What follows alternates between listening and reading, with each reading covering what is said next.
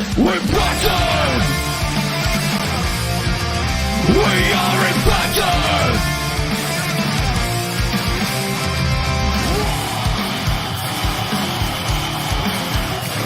We're battered!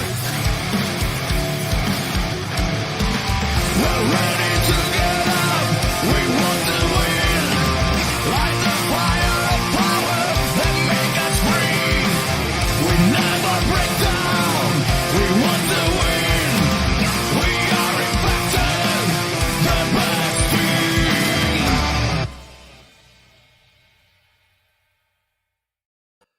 Hello and welcome back to TNI-UK Impacted, coming to you live via the Total Nonstop Impact Network on YouTube and Twitch.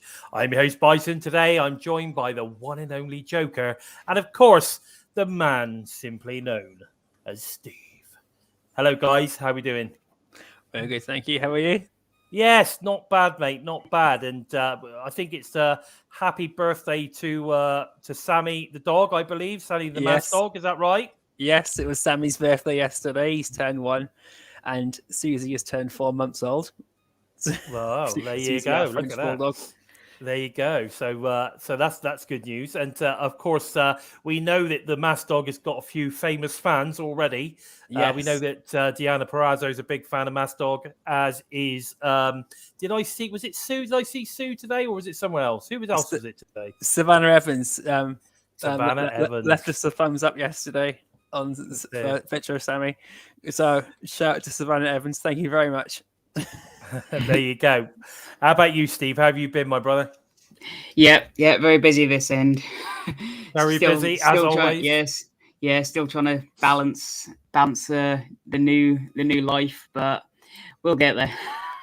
We'll get there in the end. Can I just say a quick shout out to Bonus Baby? We've got Tara Sullivan. I think I did see Violet. Yep, Violet's in the house as well. A quick hello to her and Mir. I think Mir was the first person to join us today. Mir was the first person. Yeah.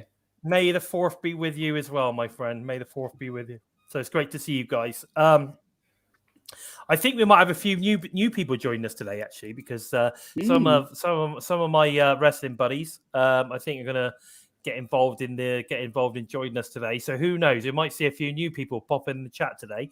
But guys, we need to get on with the show, don't we? We need to get on with the show. We've got a very, very special guest with us today. And I have to say, I would really like to welcome this guest to the show. He's coming to us directly from the Hive. He is the brother of the Queen Rosemary, and it's the one and only Steve of Crazzy Steve. Greetings and salutations, friends. It's my pleasure to be here. Thank you for having me.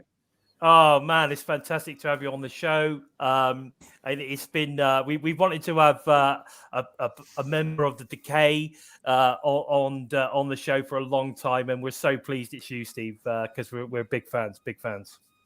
Well, thank you. I appreciate that. No worries. Now, unfortunately, when you're as deep into the shadow, it's very hard to get decent Wi-Fi signal. So Steve will be on audio only.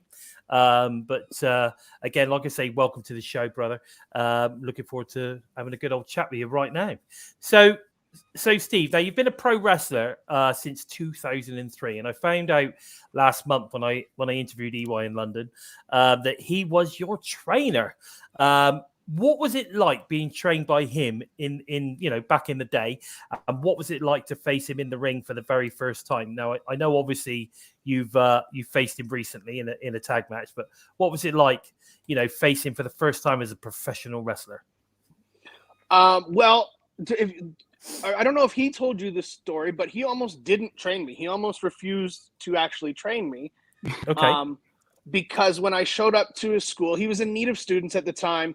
And when I showed up to his school, a buddy of mine, also fellow pro wrestler named Jake O'Reilly, he was the one who brought me into the school. He said, "Listen, EY, I got a buddy of mine. I've done backyard wrestling with him. He's really good, and you need students, and I think he'd be great." And he said, "Okay, well, bring him along." And he said, "Well, there's one catch. He's kind of blind." And EY was very hesitant at the time, and he's like, "No, don't bring him." I can't teach a blind guy how to wrestle. 1, I don't want to take his money. And 2, I don't want to be the one who has to tell him he can't. That's a great impression. At least he was humble. At least Eric was humble. Completely blind. He can kind of see. Yeah. And it took some convincing, but EY said, well, okay, bring him along and we'll see. And so I went to the first class, and I was the only one that he allowed in the ring without having to pay anything or sign a waiver. And we did what we called the WrestlePlex eyesight test, which was just simply getting in the ring and like very, very basically showing me how to run the ropes to see if I had the sight or if I had the capability of at least running the ropes. Because like wrestling is dangerous regardless of your skill level, let alone having a lack of eyesight. So I had to prove to him that I could actually do it or at least be trainable. And then once I proved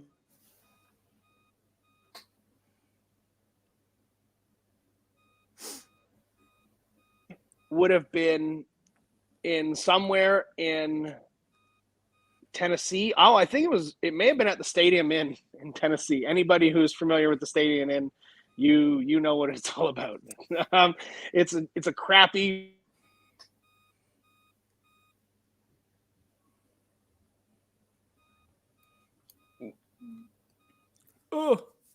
I think the shadow is winning. I think the shadow is winning right now. It was up to that point, like it wasn't. I had never really wrestled him. I mean, people assume that we wrestled each other all the time, and that's not necessarily the case. I think I could count on one hand how many times I've actually wrestled EY, but each time, I guess the first time I wrestled him, it may be a little bit nerve-wracking because I want to prove to him that I can do it and that I'm good, and that's pressure put on myself, not put on by EY, right? And then after a while, after working a few times here and there, it became still pressure, but also like comfortable in the sense that everything is going to be fine.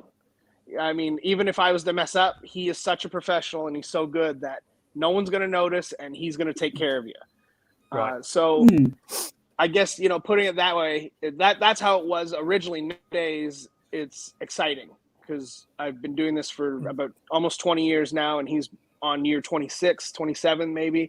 So both of us have the experience, and now we can really, mesh ideas together and put things together in a way that make it exciting for us and the fans.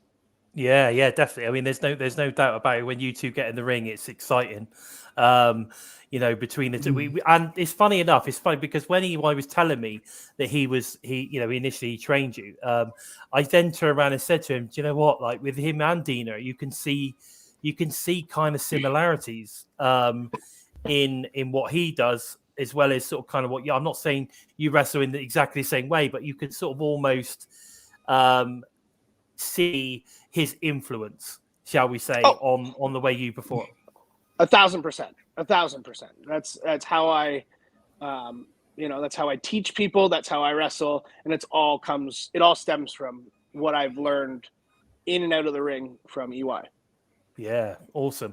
Now, much of your career you spent in Canada on the indie scene in the early days, and the likes of, I think it was Great Canadian Wrestling, where you were a tag champ with Gutter. You were a heavyweight champion with Maximum Pro Wrestling. I believe you were a part of ESW2. What can you tell us about those early times of your career? Yeah, fun. It was a lot of fun. The ESW is interesting in the sense that it was located in upstate New York, and if you are traveling from Canada to the US in trying to be a professional wrestler or actually performing on a pro wrestling show, you can't tell the border that, because essentially you're what they would assume, even if I was or if I wasn't, like they assume you're making money when you don't pay taxes in the US. So in order to get across and wrestle in the States, which is where you make a name for yourself. Like when I was wrestling in 2003, 2004, like YouTube didn't exist. And despite having a very, very talented roster in Ontario, Canada, one that still exists today, it was you wouldn't know about it because there was no platform for fans outside of those shows to really see it. So in order to make a name for yourself and kind of branch out,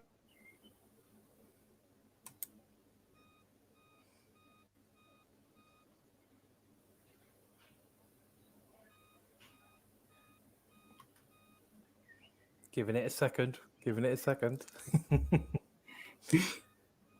He'll come back. so that these border guards don't see what's going on and turn us back. Because if they were to turn us back, they could blacklist you, which has happened to a few people that I know of. And if that's the case, then you can't come. Then you can't cross. And if you can't cross, it's kind of like it's almost like a death sentence in your career, or it can be. Didn't I think is it Tyson Ducks? Didn't he have a few issues with that when he was almost signed to WWE?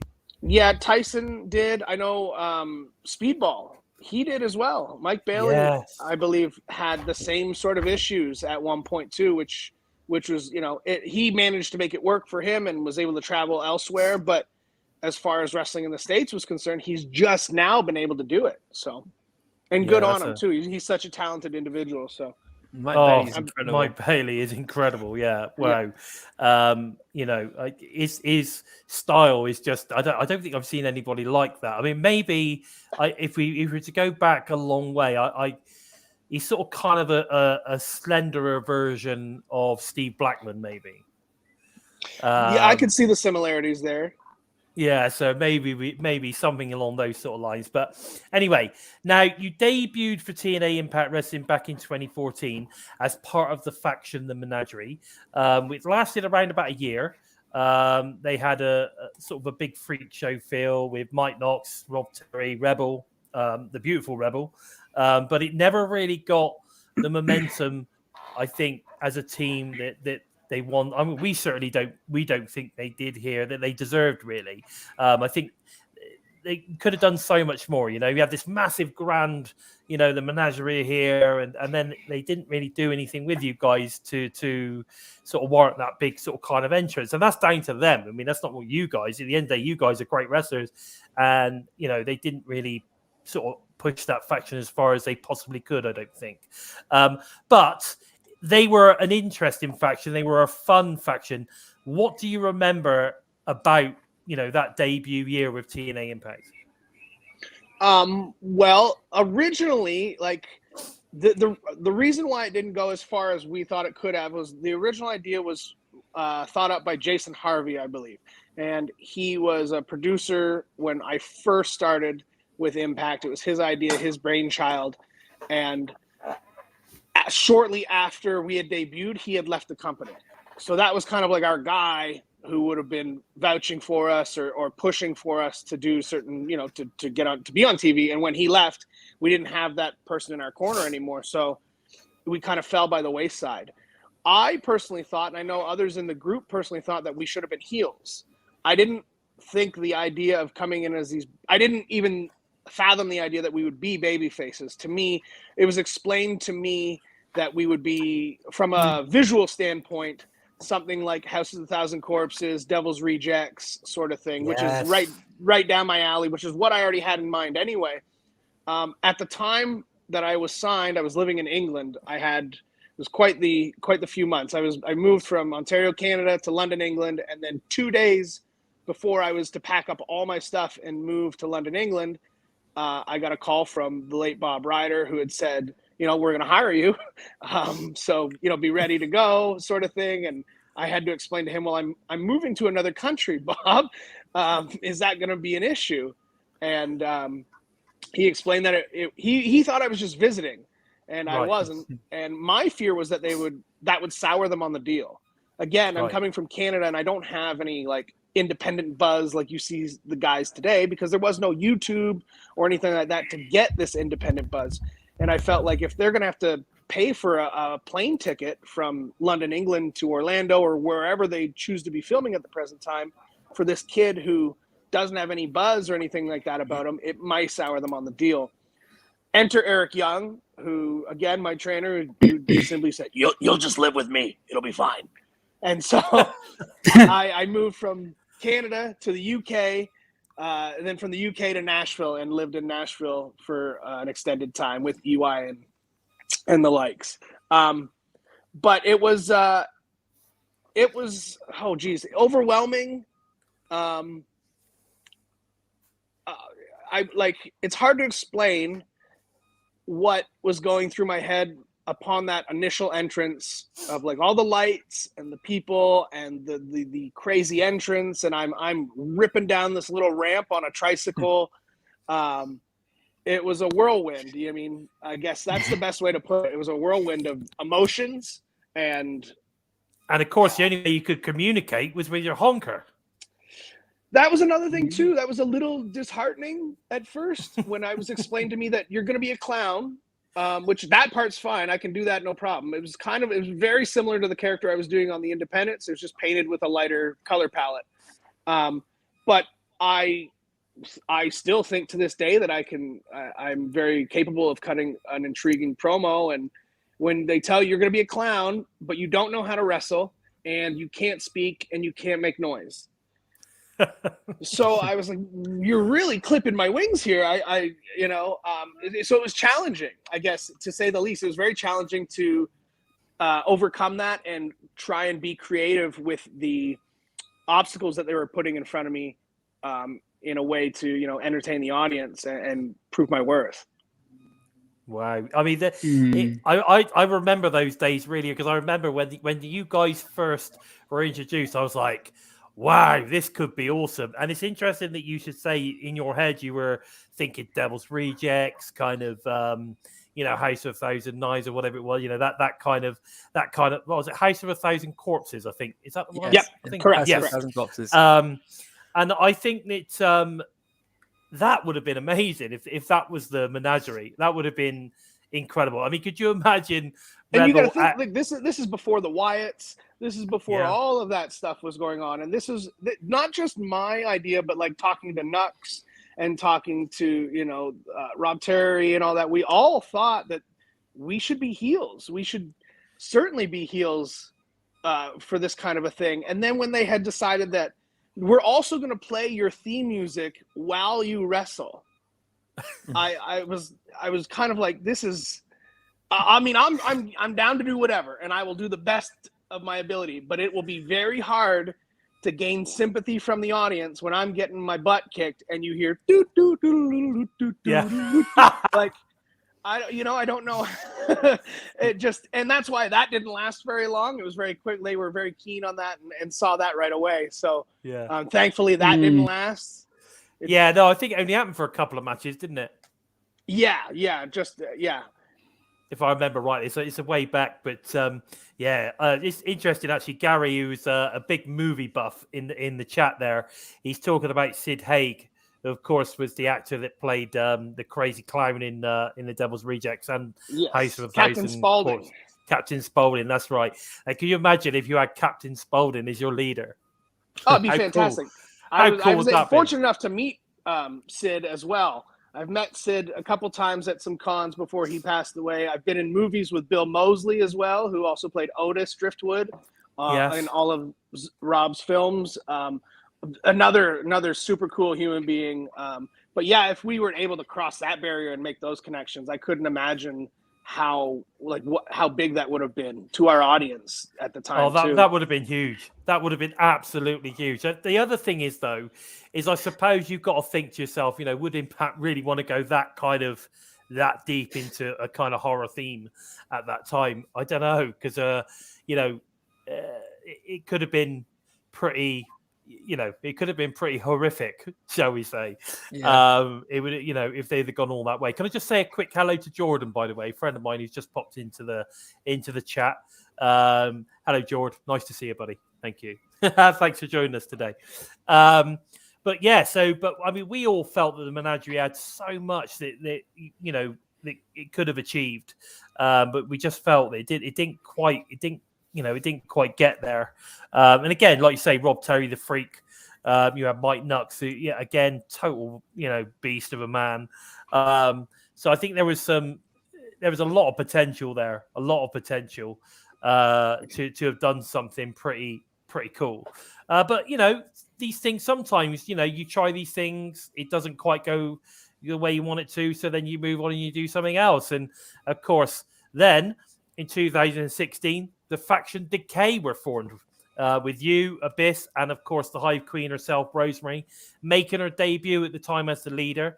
From that moment on, myself and the lads feel one of the best and certainly the most creative factions in history of the promotion was unleashed on the fan base.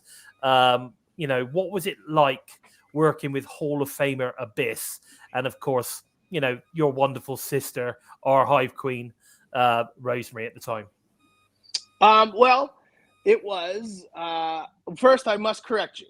Decay has no leader. There's no leader in Decay. We were all the same. When it was the three of us, we would often refer to ourselves as a three-headed dragon. Currently now we do not. We are a faction, but we are not a leader. That's why we have Hive Mind, because we all think the same. We're all working for the same goal, and all three of us in the original faction went out to say, like, went out of our way, but went out of our way to kind of to us say, like, there is no leader. It's not like a regular group where you have, you know, the Four Horsemen and Ric Flair is the leader, or you have, you know, Undisputed Era and Adam Cole is this leader. I think that concept is kind of hard for people to get because they've only ever gotten factions that have leaders, like that are highlighted as leaders. Granted, they give Rosemary a lot of the talking aspects of it, and I think that's where people just assume that she is the leader of the group, but we ourselves have never, ever said or thought of any one of us being a leader of the faction Decay. That being said, I say all that to say I've always wanted to work with Abyss. When I was trying to get into Impact in like 2009, I was pitching them angles where it would be me and Abyss because I felt like his characters and my character would mesh very well together. And I felt like that would be the easiest way in, the way that would make the most sense.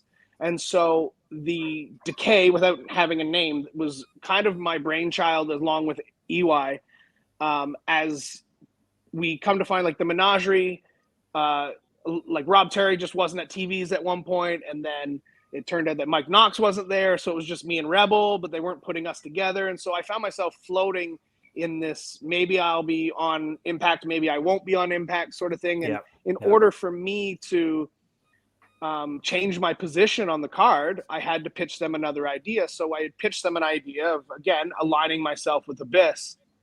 And again, we didn't have a name for the group, but it was definitely, the seeds were planted in their brains, the writers' brains, that is. And I was at, it was around December of that year of 2015 that I was approached and they were said, hey, we're going to go with your idea, but we're thinking of adding a female to it. And they had mentioned someone else. And on the way home from that meeting, myself and EY were talking about it, and EY had thought, well, you know, at the time she was Courtney Rush. You know, she's doing stuff right now. Like, what about her? And I said, oh, that's a really good idea.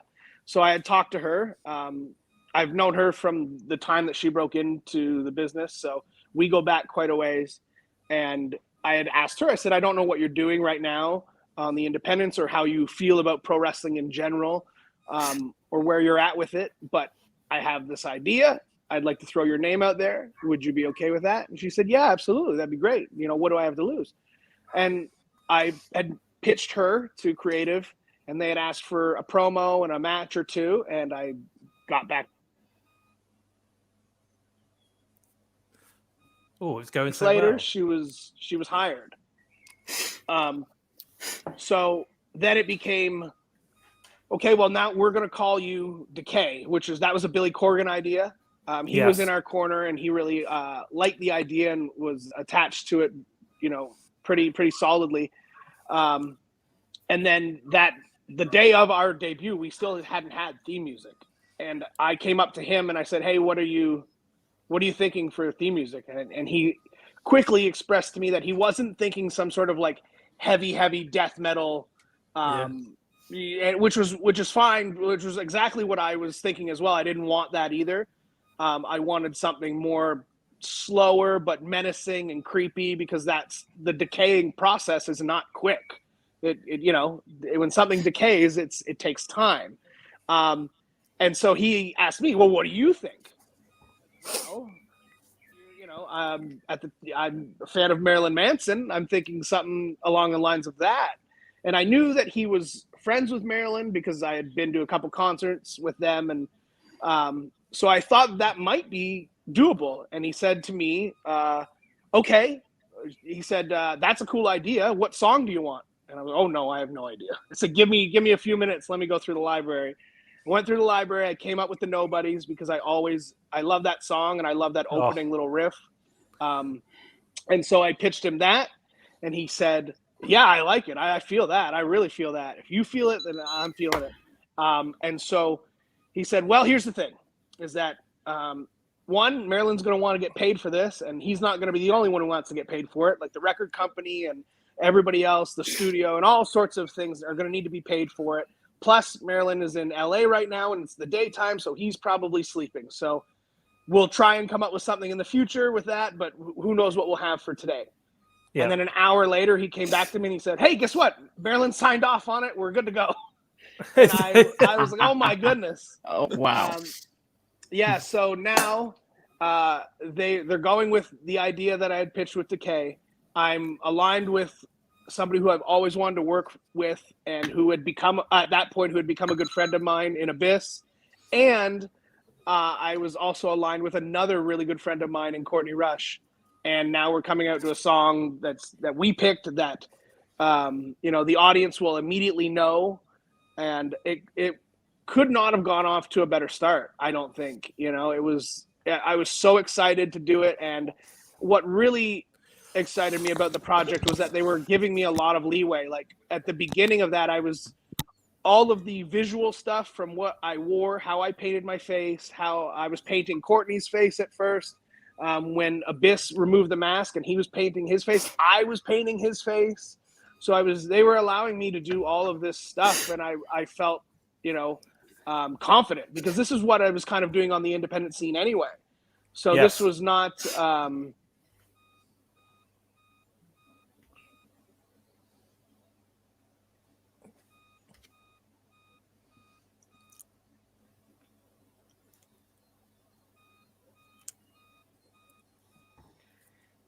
give him a second. He'll be back in a second. So much fun. Oh, it's the worst time to cut off. Oh, yeah, it's going so well. well. Oh, no. Did it cut off? Oh, you're back. No, it's all good. I'm back. Yes, again, within the Shadow realm, we have terrible Wi-Fi.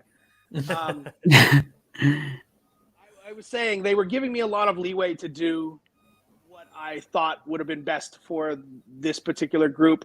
And I had the right people behind me in, Courtney and Abyss, who we all thought on the same level. Again, that hive mind thing isn't something we said because it was no.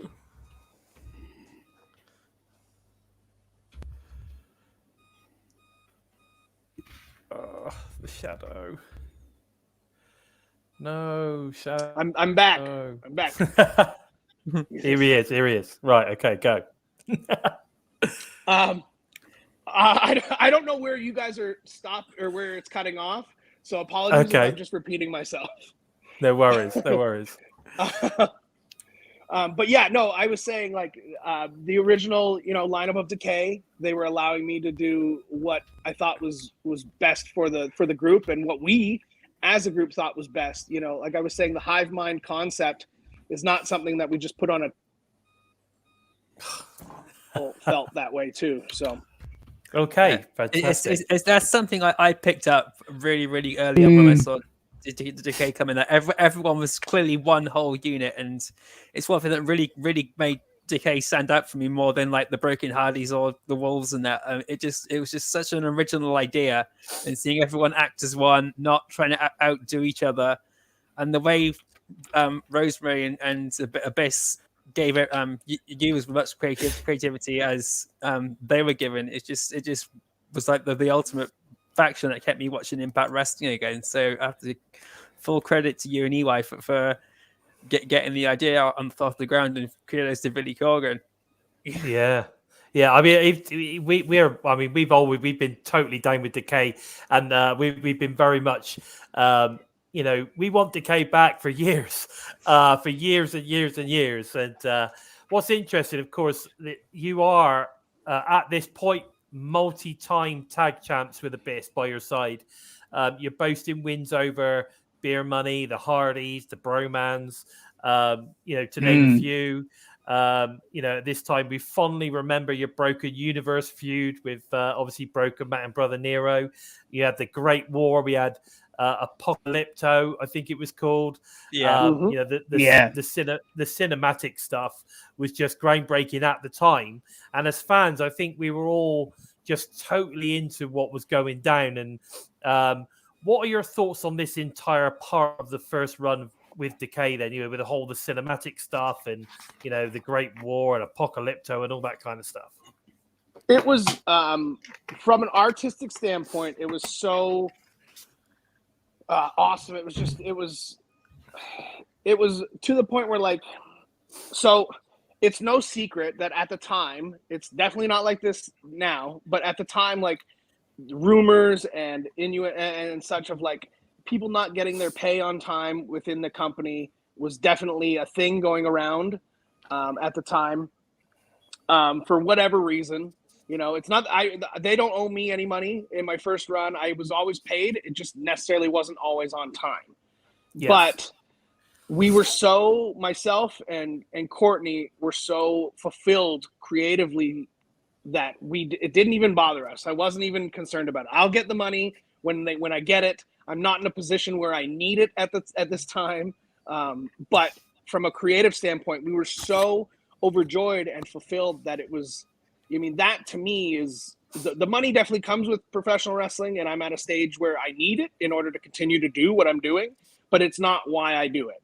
I'm an artistic person, and if I can implement my artistic skills in a way that helps make that company money and helps elevate the program, then that's, that to me is the most fulfillment that I can get out of professional wrestling. Wow. I mean, and I have to say, some of that stuff that was being created at that time was just so good. And I know that, obviously you had input on that, and obviously the Hardys had input, and of course, I think at the time, I'm just trying to remember who it was sort of involved on the production side. That's a big Billy Corgan one too. At that time, he had a big part in that as well, from a production standpoint. And then you also have Jeremy Borash, Jimmy Long. Those two were just as much of the team than as Matt and Jeff and Abyss, and everyone was without, you can't take away one person and still get the same result. Yeah. Yeah. It was one big family unit. Yeah. I think it was Jeremy Borash. I think was who I was thinking of. I know he was part of the production team with all of that stuff as well. But do you know what? I know it worked really, really well. But there was one person that is obviously at Impact now that I thought, the Zombie Princess, he would have been amazing during that time when all that stuff was going down. From a creative standpoint, from a storytelling standpoint as well. Could you imagine if he was involved as well? Absolutely, yeah. And we're very fortunate to have him now too when it comes to those sort of things as well. So, Jimmy Jacobs he's a very, very intelligent human being, 1,000%. I actually interviewed Jimmy Jacobs. I think it was just trying to think, probably the beginning of 2020-ish. I know he doesn't seem to come online much these days, but at the time I was lucky enough to get him as a one-on-one interview, and we had an interesting chat. And he's so deep, and it's interesting actually because I remember seeing him at the New York taping, sat down, talking to, I have no idea who he was talking. He's just talking to some guy, and he's sat there. He's very calm. He's got his legs crossed, and his his hands like this, and he's talking away, and very nonchalant, very sort of kind of just deep. You could tell like he's an incredibly deep thinking person. And that came across to me when I interviewed him as well. He was very deep. He was talking about like, you know, all sorts of stuff with regards to mental health and all sorts of stuff like that. He was incredible. So Jimmy Jacobs, I take my hat off to that guy. Really, really nice. And like you say, super intelligent and very clever. And I don't know, I could just imagine him being a massive part of that. If he was around at that time, his input probably would have been awesome as well. Now, in 2017, you had a tryout with the WWE at the Performance Center. Now, how did that come about? And do you know why they decided not to sign you? No, I have no idea. They never give you a reason. No, they never. Like they didn't give you any feedback on any of the stuff that you did there. So like from a promo standpoint or your match standpoint or anything like that, there was no feedback. And I don't say that to disparage them. It's just a matter of there was like 50, 60 people there. So if they can't just give one person feedback because everyone's going to want it and they don't have the time to do it. It came about when I guess like Matt and Jeff had left the company. EY, Bobby Roode left the company. It was just a changing of the guards at this point too, from a management standpoint as well. I think Jeff was coming in with, oh my goodness, The Global I can't Force remember. Wrestling. Yeah, I can't. Yeah, and there was just like my contract was up, and when we were going through contract negotiations, I wasn't necessarily happy with what they were offering, and I also had an opportunity to go and do this tryout. And at the time, I had been wrestling, I think, for maybe 15 years or something like that. And the WWE had I don't know if they had an idea of who I was or anything like that. So I had this opportunity and I thought, well, I don't know if I'll get this again. And I made the decision to not resign and to, bet on myself, as they say, and do this tryout. And I will say that like I was there for the 3 days and it was awesome. It was a very professional and positive atmosphere. It was just cool to be in the Performance Center and see all of the memorabilia that they had around there, and everybody there, from the coaches to the staff to the people who I were working with. They were all awesome and all had great attitudes, and it was just a super positive environment. Okay. And then, upon leaving that, you're in a position where you have to hurry up and wait. And, they told us that, just hang on once we do all the paperwork and whatnot and kind of sift through all of the information that you guys have given us from a physical standpoint to what we're thinking, we will send you an email and you'll hear back from us. And there was, from what I was told, there was 3 separate emails sent out. There was an email that said, dear participant number, whatever, thank you for coming, but we're not looking at you at this time. And then there was another email that was more personable that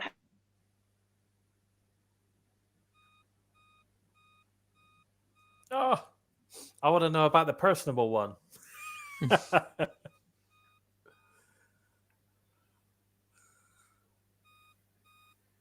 There was another email. Sorry, I'm back here. There's another email that was sent out that was more personable, that had your name and had specific attributes that you displayed during the tryout. And then there was a third email that says, hey, so-and-so, you're hired and be prepared to, take the next step. From what I was told, I don't know if this is true or not, but from what I can see, no one within that group got the third email saying that you're hired. I was given the second email that said, Steve, we like what you're doing. We like these things about you. At this time, we're not looking for this specific character, but if we do look for this specific character, you're on our list and we will contact you. Right. And that was that.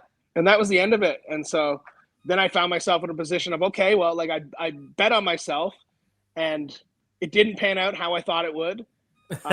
So now I got to go to plan B, but I don't have any regrets. There's 0 regrets because if I didn't do it, I wouldn't know. Yeah. And no, exactly. Yeah. And I'll tell you, like when I left there, I was pleased and happy with my performance from the blow up drills to the promos to the match to everything. I did exactly what I set out to do, and that helps me sleep at night, as opposed to if I didn't go, I would never have known. No, exactly. That makes total sense. Welcome back, Steve. Sorry, the other Steve. Now, we've got quite a few comments. There's a lot of comments in the chat calling you a classy guest. Very humble. Great to have Definitely. Steve on here. Fantastic interview. Loads of stuff. And loads of people are giving you lots of love. I don't know if you can see the chat there, Steve, but there's lots of love coming in, which is fantastic. Now, after the stint back in the Indies, and I think we had OVW, Tried and True, then came full circle basically into 2020. You returned back to Impact Wrestling and have been a mainstay performer now pretty much ever since. Now, initially working separately from Rosemary, but I think eventually the fans got what they wanted, and Decay obviously were reunited. Initially with just the two of you, and that I think that sort of kind of happened. I think we could say officially at Hard to Kill. I think I know something happened prior to that where you saved Rosemary or something, a match I think, and then but you were actually officially sort of kind of reunited at Hard to Kill. Now I have to admit, the team, here we're very disappointed. You and Rosemary did not win, obviously, the final of Homecoming against Tna and Matt, because we thought that would have been a perfect sort of kind of reunion story for you guys. From a story point of view, it also made sense, I guess, that Tna and Matt were to win. With Matt being the drama king after all. He is the drama king and all that kind of stuff. Yes. So it did make sense. Yes. But we were disappointed here. We were definitely rooting for Decay. But then of course we then got Black Taurus added. So once again we have 3 members of Decay, and of course later we then got Havoc added to create 4. Now over the past 6 months, Decay have been involved in some great matches. Of course, with Rosemary and Havoc winning Tag Gold. But do you think maybe Taurus and yourself could win Tag Gold in the future? I wouldn't take it off the table. The table. Also, I'll go back. We were originally scheduled to win that, and they changed the King and Queen thing last minute. Ooh. So yeah. But I understood why exactly. I definitely understood why, and but we had a lot of cool ideas coming out of that as well. We thought that would be really cool as well. Yes, I wouldn't take it off the table. The issue is that Taurus also works for AAA, and therefore it's tough to get him on every single show. There's certain shows that he can't make because he has prior commitments to AAA. So that's the challenge that we face. That's not the challenge, not only the challenge that we face, but also creative. Yes, of course. I'll say this, creative is such a thankless job. And I feel so bad for those guys, because when something doesn't go wrong, the internet blames creative. But when something goes right, the internet praises the performer. It's never creative. And let alone COVID throwing a monkey wrench into things where creative would come up with something, and then days before someone would come down with COVID and they'd have to just switch everything because that person can't perform. And so that's kind of a similar situation to what they have with Black Taurus, an amazing performer. I think we gel very well in the ring. I personally get along with him. He gets along with me, and he fits within the group perfectly. But he's great. The challenges again is just having him be able to commit to all of the dates when he's already committed to AAA. I got to throw this one out here. Okay, so I'm a big Wrestle House fan, and I have to say that my favorite character, other than Steamy Chris Sabin, obviously, and Rosemary's just always amazing. But my favorite character from Wrestle House 2 was Taurus. just in the sense that the way that they portrayed him as this sort of kind of intellectual book reading kind of, guy. Minotaur. Minotaur, or whatever you want to call him, rather than this sort of just this kind of like, brainless beast that you would expect it to sort of like, that's kind of where you'd expect his character to be. It's almost like the polar opposite of what you'd expect him to be. And I have to say, Steve knows exactly what my favorite scene is from the entire Wrestle House, and that's when he's in the talking room, where they're all talking about what's going on in Wrestle House or whatever they call it. And he's reading from this book, and he's just going all the way through it. And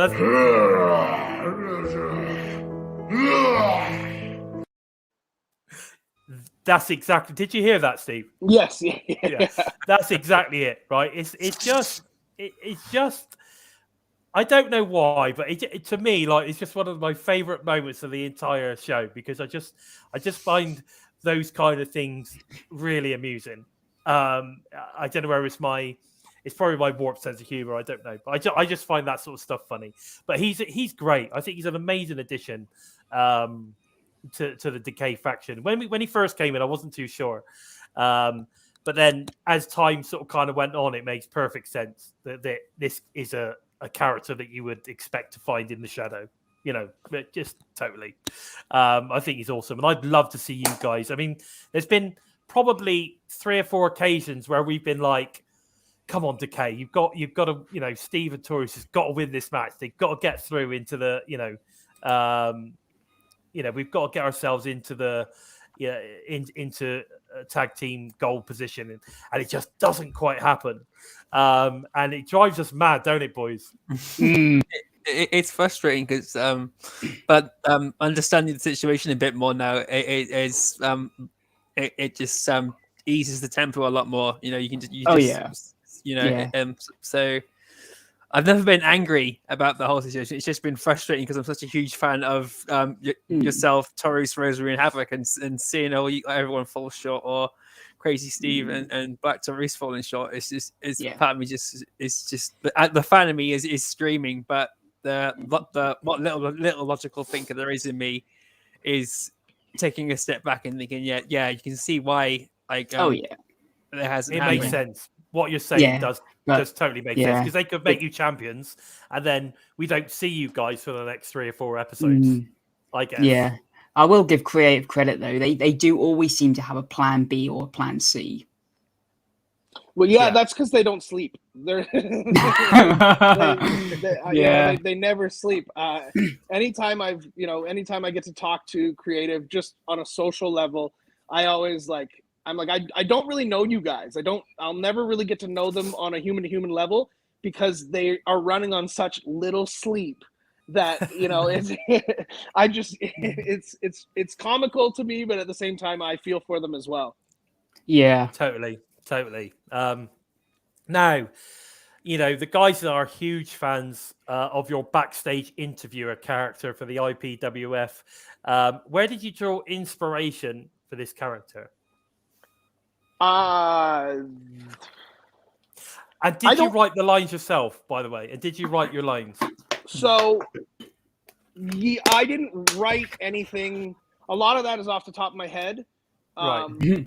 And it was now the matches and the what I was doing as far as promoting the show, that was all written out for me. But all the little quips and all the little stuff in between that is all I'm just kind of thinking of things to try and, link it all together. And I took that as, again, I say I feel very confident in my promo abilities, but I haven't really been given the chance to display that in Decay as much as I would like to. And there's no hard feelings there. It's just, that's how it is. So when this was pitched to me, it's completely different than what I'm doing in Decay, but it's so much fun. It's so much fun, and I don't know where I didn't really take inspiration from anyone in particular. Maybe Johnny Carson, a little bit of Johnny Carson. I can see that. With just a little bit with the voice, I think. But other than that, they had pitched me the idea. Hey, this is what we're thinking. And so I filmed a little thing and I sent it to creative, like, hey, is this what you're looking at? This is what you're looking for? And they were like, 1000% yes. This is exactly what we're looking for. Oh my gosh. And I remember we did that show, and it was like, when we did it, it was live. Yeah. And I had a conversation in the back with both writers, Jimmy Jacobs and Artie Evans, and they both praised me and thanked me for my, for what I did out there, because they said, it's funny because we'll write these characters for our guys, but we really don't know if they can do it. We're not sure. Like, but we're, here's the idea. Do you think you can do it? And then whether they can or they can't is really up to them. And I was a large part of that show. I had a segment almost in between everything, and I had four or five live segments throughout the show. And the first live segment I did, the microphone didn't work. So you just had to ad lib, and you just had to go. And that's me being able to work on the fly and be able to just come up with stuff off the top of my head. And so, it was a lot of fun, and it allowed me to show a different comedic side to myself that I don't get to show, or that I wouldn't show in Decay. Yeah. It's funny. It's funny because I mean we know that there's a lot of wrestling fans out there that are like super serious about their wrestling, and when they watch something like IPWF, they see it as like an insult, if you know what I mean, because you're almost you're basically. It's a bit like it's like the Naked Gun version of wrestling, right? So I can't think of any other way of sort of kind of. No, but it's a good description. That's a very good description. Yeah. Yeah, it's like the Naked Gun version of wrestling, and if you just take it for what it is and enjoy the fact that these guys, I mean, look at Sex Ferguson, for fuck's sake. What a character. He's like one of my favorite characters. Like, I actually prefer Sex Ferguson to Doc Gallows. Like, I'm not going to lie.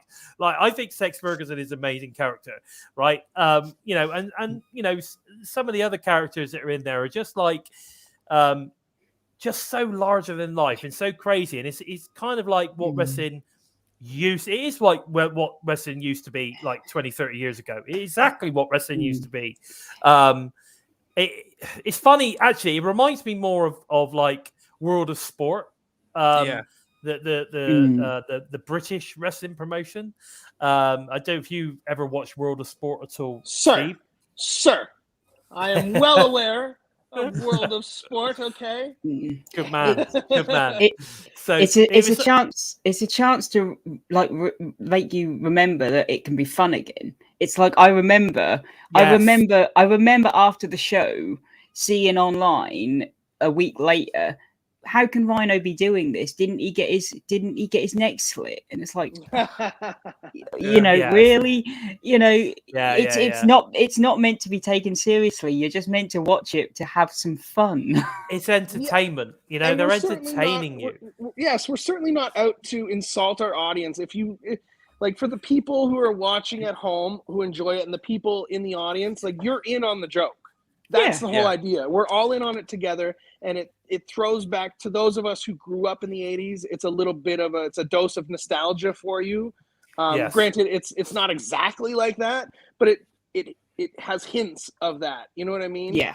And I think people like that. Not everyone, and that's not going to be everyone's cup of tea, but that's absolutely fine. I would pay to go and watch the IPWF. I'm telling you that right now. I fucking love it. Yeah, like, I love it. I think it's fun. I think it's great. And like I say, the characters are like larger than life. They're all different. And they're all different. Yeah, totally. Trey Miguel was awesome. I love him, and I love the butcher or whatever it is. I can't remember what he was called. Right. Frank the Butcher, was it? Frank the Butcher. Yeah, which is interesting because in the UK there's a soap called EastEnders, and there used to be a character in that called Frank Butcher. So I don't know whether I do wonder if some of them are modelled on kind of like I don't know. I mean, I don't know wrestlers whether and they that, would have yeah. seen that or what. I don't know, but Yeah. there's all these sort of kind of fun things, and from our point of view, we can sort of kind of relate to stuff like that. And I straight away, I'm like, oh, Frank the Butcher. Oh yeah, Frank Butcher. Yeah, it's I get that. I used to like Tim. I like Tim Burr as well. I think Yeah. Tim Burr is awesome. Yeah. But it's just. I think it's just a real fun thing to do, and I certainly would pay a lot. I'd pay good money to go ringside at an IPWF show. I'm telling you that now. So you need to bring that when you come to the UK. They need to do an IPWF show. If you ask me, I think it'd be fun. I think you get a lot of the old World of Sport fans coming to watch that. That would be great at Wrestle Carnival. Yeah. Yeah, it would. Yeah, it would definitely that kind of stuff. Yeah, definitely. Now. What does the future hold for Steve of Crazy or Crazy Steve? Oh, your guess is as good as mine. I honestly have no idea. Again, like I'm very happy in the faction of Decay, but at the time, like I said, they've been aligning me with Taurus, but Taurus can't always make these shows, so I don't know. Could you see any more faction members, joining Decay? Would you like to go for the X title? Yes. So people like to put me in that category every now and again. I don't necessarily. It's never been a goal of mine to be the X Division champion, and that's not to disparage that title or anything like that. But look at the guys who have held that title and look at the type of matches that they are expected to perform. I'm not nearly as athletic as Trey Miguel. I'm not nearly as athletic as a speedball Mike Bailey. My strengths do not come from athletic wrestling. Not that I can't do it. I've been in that situation plenty of times, and I'm definitely capable of doing it. Yeah. But I am more character-driven and story-driven than I am go out, put on a 15-minute banger, and do all your cool moves. It's again, if the opportunity was given to me, I'm not going to say no to it, but it's not something that's on my radar. It's not something that's ever been on my radar. I'm more of give me a story, give me a character that I can really sink my teeth into. If that happens to revolve around the X Division title, then I'm all for it. I'm all for it. I hear you. Sounds good. Yeah, but I think it also, like, the reality of it is, the simple reality of it is from an eyesight issue. I don't have good eyesight. I'm like the Michael Jordan of not seeing. I'm really good at not seeing. And, some people will ask me, like, how do you do it? And I, like, there's certain limitations, like when it comes to catching a dive, I'm not going to be there for it because I'll lose you in the lights. Someone like a Chris Bay hits a giant dive over the top rope. I'm going to look up. I will see nothing but the lights and I will lose him. And that puts him in danger and that puts me in danger. Yeah. And so, like, when you take those certain limitations that I have, how do you justify putting the X Division title on me when that title is primarily known for high risk maneuvers and certainly dives over the top rope and such and so forth? I'm not saying that it can't happen. And I'm not saying that, that's the only reason why not to do it. I'm just saying that it comes with those sort of things. And then again, we have an amazing roster of some dudes who are so talented and so athletically gifted that I feel like if you're thinking of new X Division champions, you put those guys ahead of me. Fair enough. Fair play, Could you see yourself, because I mean, I think you're, are you about 38, 39, am I right to say? I'm 38. 38. So, could you see yourself maybe in, say, I don't know, maybe 10 years time, moving into more of a creative role? Because you're obviously a very creative person. Yeah, essentially, once my bump card is filled up, that's where I would like to go. Either, I don't know, I don't necessarily want to be a writer because, again, that's such a thankless job, but like a producer or an agent, something where I can help guys, if they come up with ideas and I can help pitch ideas as well, like something like that. I would be very much interested in, and I think I would find a lot of joy and a lot of, again, it would be fulfilling that artistic, creative aspect without having to throw my head at the ground. And so, like, that is something that is very attractive to me.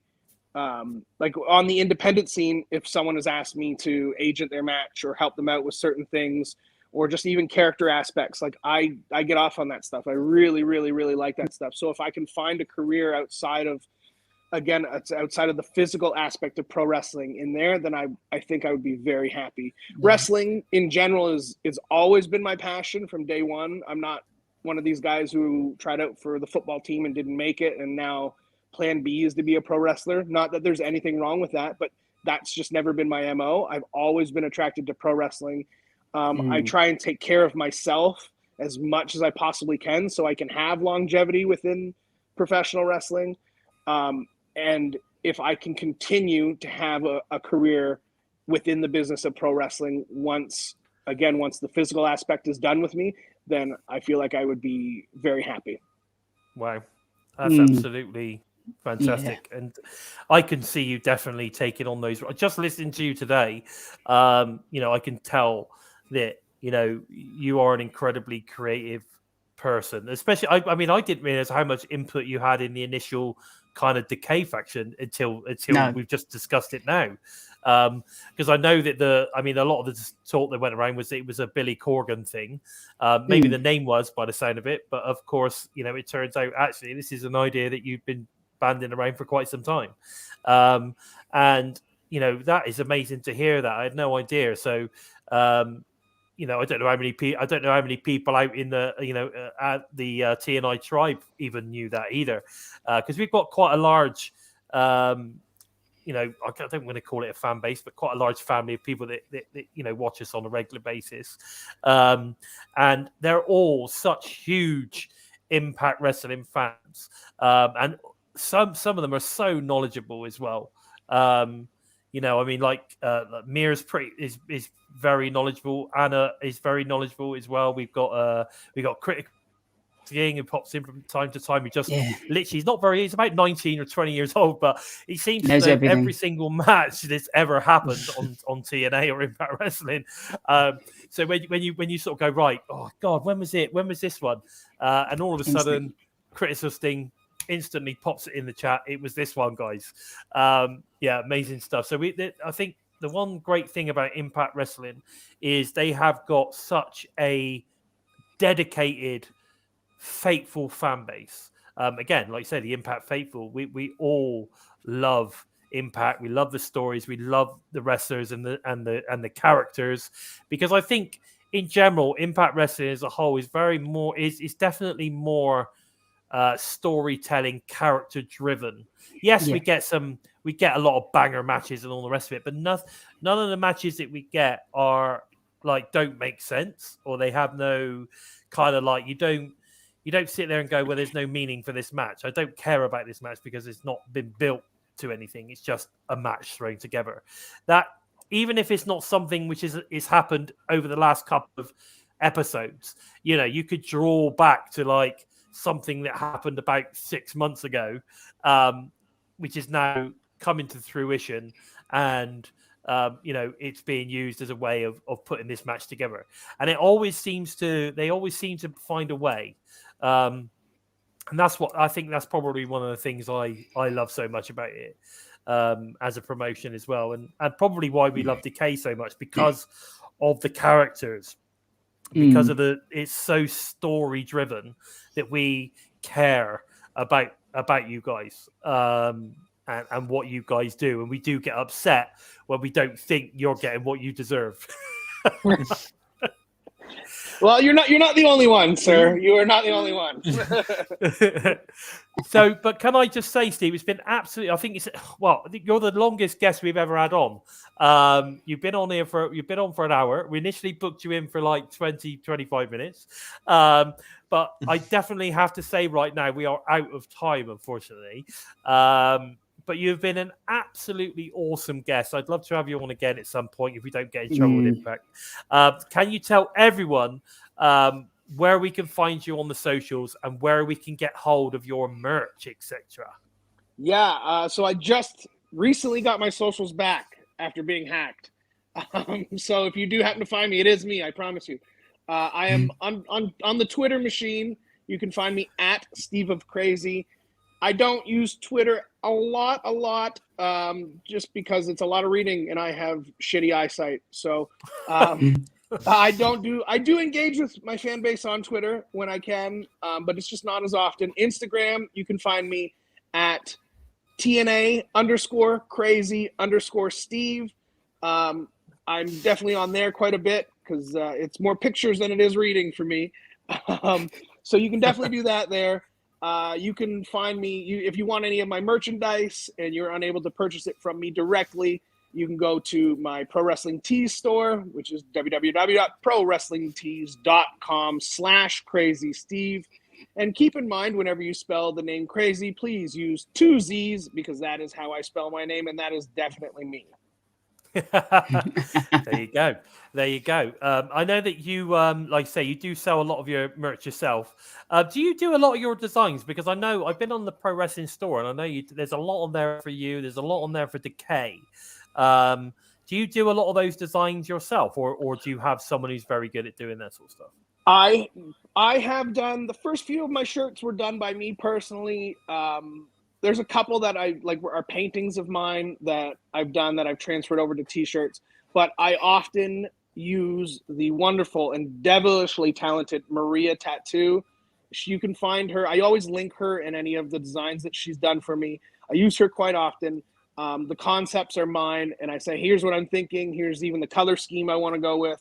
And she's much more computer savvy than I am. I don't even own a computer. So I like in order for me to actually make a t-shirt design, it's literally coming from like, I draw it, I color it, and then I take a picture of it and try and make it into a t-shirt. And that's the same with all my wrestling gear. I design all of that as well. And I have my seamstress make it. So again, that's the artsy fartsy side of me. But yes, We love your jacket. We love your yes. jacket. That with the skull on the side of the arm and everything. That's very cool. Very cool. Or that's almost like a skull, like a mask, isn't it? Yes. I have that jacket was done by Rockwell. The masks on the side, one represents the clown Crazy, and then the other one on the other side has the cross on the face to represent the demon of Decay. There you go. There you go, everyone. There you go. Some of you might have known there. A little tidbit there. Fantastic. Well, it's been amazing having you on the show, Steve, and we really appreciate giving you like an hour of your time. Well, it's been an hour and 20 minutes, I guess, if you include the time we were on before. But thank you so much for joining us today. Thank you. We really appreciate it. Yeah, you've been an amazing guest. Crazy Steve, everyone. Thank you very much, guys. It was a pleasure. Thank you. I would love to come back on. Hopefully, I have better Wi-Fi service when that happens. Maybe when you're in a different state. Has enjoyed. Yeah. Yes, absolutely. Yes. There are tentative plans for myself to travel over to the UK. If that is the case, I would love to do a live one-on-one sit-down interview. That would be fantastic. I'd be open to do that assuming your listeners would like that as well. So that would be awesome. Yeah, that would be awesome. Yeah. And I really hope that happens. It's just been announced that EY's coming over in September, so I'm hoping to get together with him again, which would be really cool. And if you come over as well, that would be absolutely amazing. Absolutely amazing. The guy you need to speak to, Gary Ward, he'll help you out. Fantastic. All right, buddy. All right. Thank you so much for joining us. Crazy Steve, everyone. Thanks, all. Well, there you go, lads. How about that? That was absolutely incredible. I can't believe it went on for so long. Well, I just really appreciate. Really when you're on a appreciate roll. time. Yeah, like I say, that was fantastic. Yeah, absolutely superb, and what a great guest! What a great guy! I hope you enjoyed that, guys, in the chat. And don't forget to head over to Steve on Twitter and let him know how much you enjoyed the interview that we had with him today. Don't forget to hit that thumbs up button. Get sharing the show on Twitter, on socials. Let everybody know that we had Crazy Steve on today because that was pretty damn cool. Now, the fact that we've gone on quite some time, I think what we need to look at is I'm just having a quick look at some of the stuff I've got for our news and rumor section. I think I might cut a few things out. So let's go with the first one I got here. I've got Juice Robinson, who have been hinting that he was not going to re-sign with New Japan Pro Wrestling. Fooled us all, and in the end, join the Bullet Club. So that doesn't. I think that's that. I mean, it still means that we could potentially be seeing him on Impact Wrestling as part of the Bullet Club, which I think would be really cool. I think so. I mean, I love his new character. I love it. My first thought was the fact he's in Bullet Club. I just want to see him tagging with Chris Bay. Yeah. Oh, yes. He'd be perfect with Chris Bay. I think that's probably one of the reasons why he's done it. I think because him and Chris Bay facing off against each other work really well. So yeah, it just makes sense. That'd be perfect to go through. It's a better combination than Chris Bay and Hikuleo was. I couldn't work out because the stream was lagging. Who was it that was announcing in the ring? Was that David Finlay? Because someone announced, while after the match was happening, when the turn, someone was in the ring announcing stuff, and I couldn't work out who that was because I don't know where this leaves David Finlay. Oh yeah, well he's been badmouthing David Finlay, hasn't he? So yeah, okay. I think it leaves him out in the cold, mate. I think this is exactly where it leaves David Finlay. Yeah, no, like I say, I haven't been like off on sort of seeing much lately, but yeah. So yeah, I think it's a good move for him. He's going heel, definitely. Obviously. He's going with that whole sort of kind of like Dark Bullet Club feel. I think, and he has the look. Definitely. I think it's going to work really well with him. Like I say, I really hope that we see those two tagging together, Finlay, Robinson and Bay. We've got the J and Bay. We've got the J and the Bay connection at the moment, haven't we? So I don't know. Yeah. We never know. I think maybe he's going alone. He wants to be a single star, I think. But we've got Deanna to face Mercedes Martinez for the Ring of Honor title on Dynamite, and of course W Morrissey I think is facing Wardlow. Is that right? Yes, Am I right in saying that? I think so. Yeah. Now I'm going to surprise everybody and say that there's a swerve here because everybody thinks that Mercedes Martinez is going to win this, and I actually think that Deanna's going to win. So, and carry on as the true Ring of Honor champion. I think Morrissey will lose. I think Deanna's going to win. So we're gonna have to wait and see, aren't we? Yeah, I'm going the other way. I think that Mercedes will win, but I think Morrissey will win because I think Morrissey is a big enough name that Khan will say, I think that Morrissey can get a victory here. Okay, all right. Well, I mean, don't get me wrong. I want the Honor to win, but I don't think. I just have a feeling. I'll tell you why. And I hope it's right. because also, if you look at all the promotional stuff on things that are going on after, she's wearing the Ring of Honor title belt as well. Yeah. If Deanna retains the title now, then her losing it at the next AEW event thing that they've got coming, it just makes a bit more sense, even from a story perspective. Yeah, then, exactly. It's exactly. I think she's going to win. I'm not saying she's not going to lose it eventually to someone like Mercedes or whatever, but I just think tonight she's going to win because then that sets up a storyline, and that would be amazing for Impact Wrestling. Well, put it this way: no matter what happens, it'll be the first time in months that they'll get me to watch AEW. Oh yeah, I'm going to watch it. I'm watching it for that. I don't know if I'll watch the rest of it. No, I'll certainly watch that match. But there we go. We'll have to see. Now, we've also obviously had the sad news that the Inspiration have decided to step away from in-ring actions for other opportunities. I believe Jesse has already been cast in a movie, so obviously there's lots of bits and bobs that are going on with regards to that. It's a shame, but at the end of the day, they're not going to another company. They're just moving away from in-ring action at the moment. I think if they were to come back, they come back to Impact. But we just have to wait and see. There's also obviously rumors going around that Willie Mack is no longer with Impact. This would be a real shame.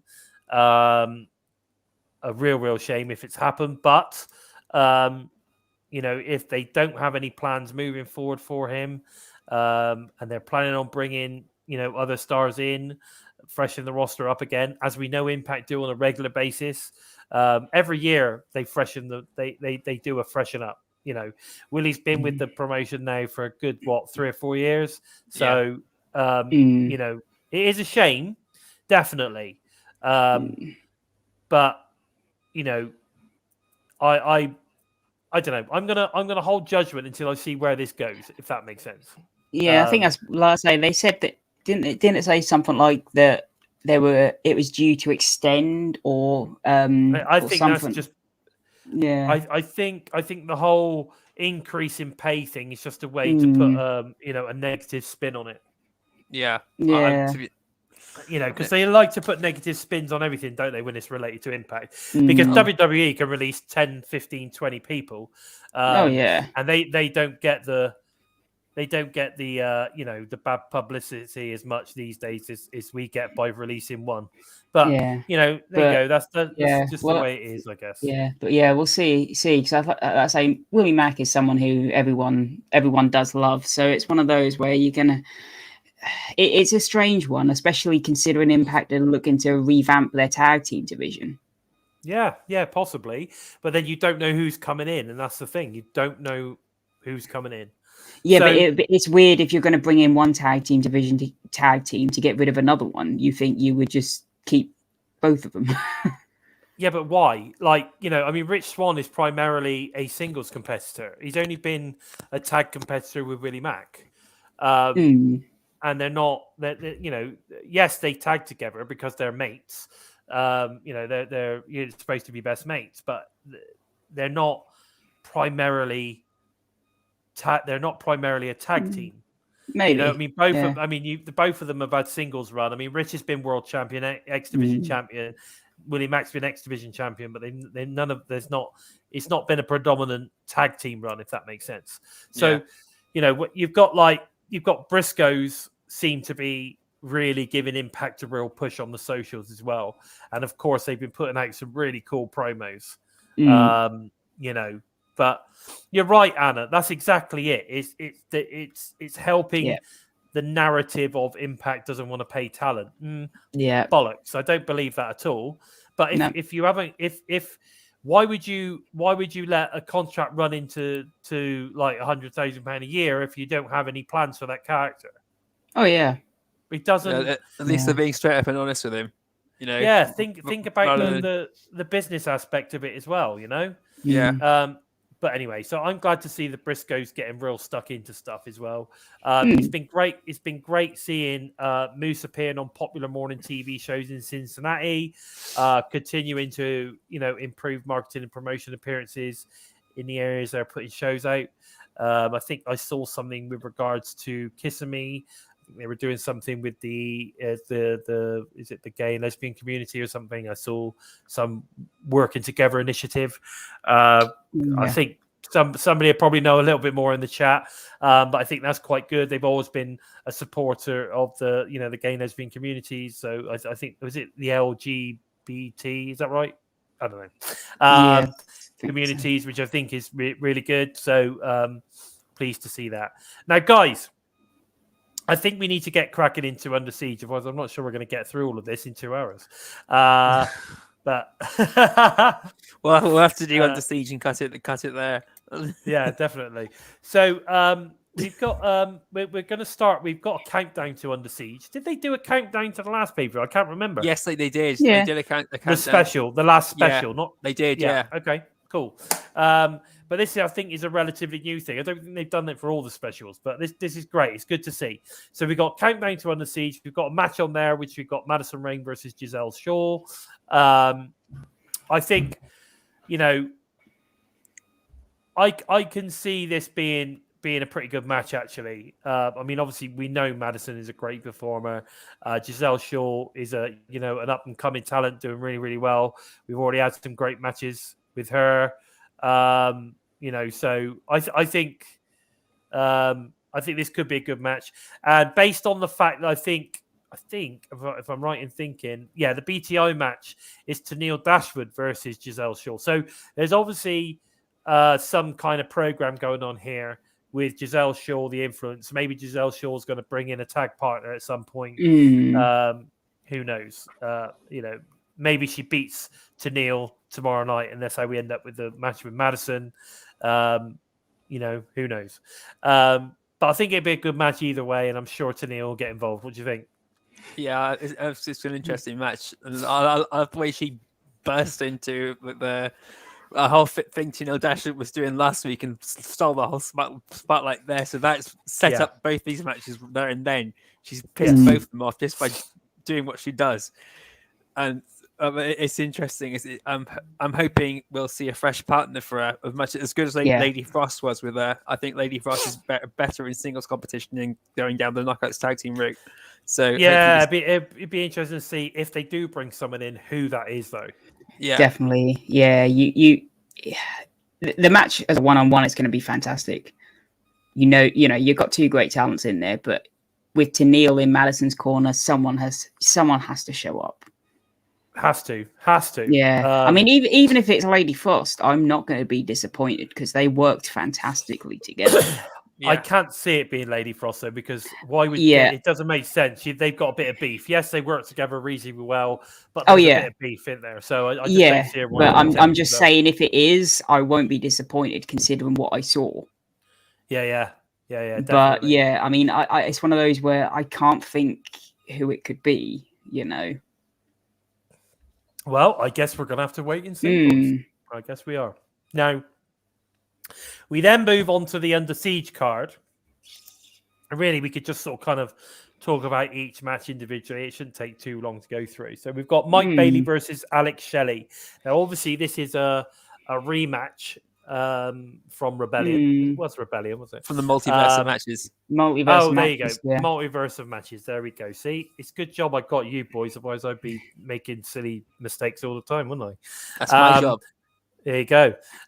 So I think this, we know that this was a great match at Multiverse of Matches. So I'm just expecting just as great a match Under Siege. To be fair, so I think this would be a great match.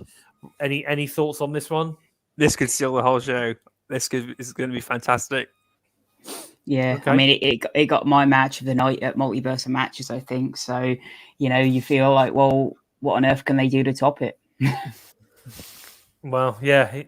And I mean, did Bailey get? Yeah, I think Bailey got the win at Multiverse of Matches. Bailey pinned Alex Shelley. Yeah, so you have to feel that Shelley's going to get the win here, and they'll set a rubber match up. You feel. Yeah, so we get a best of three kind of thing going on. Yeah, that makes sense.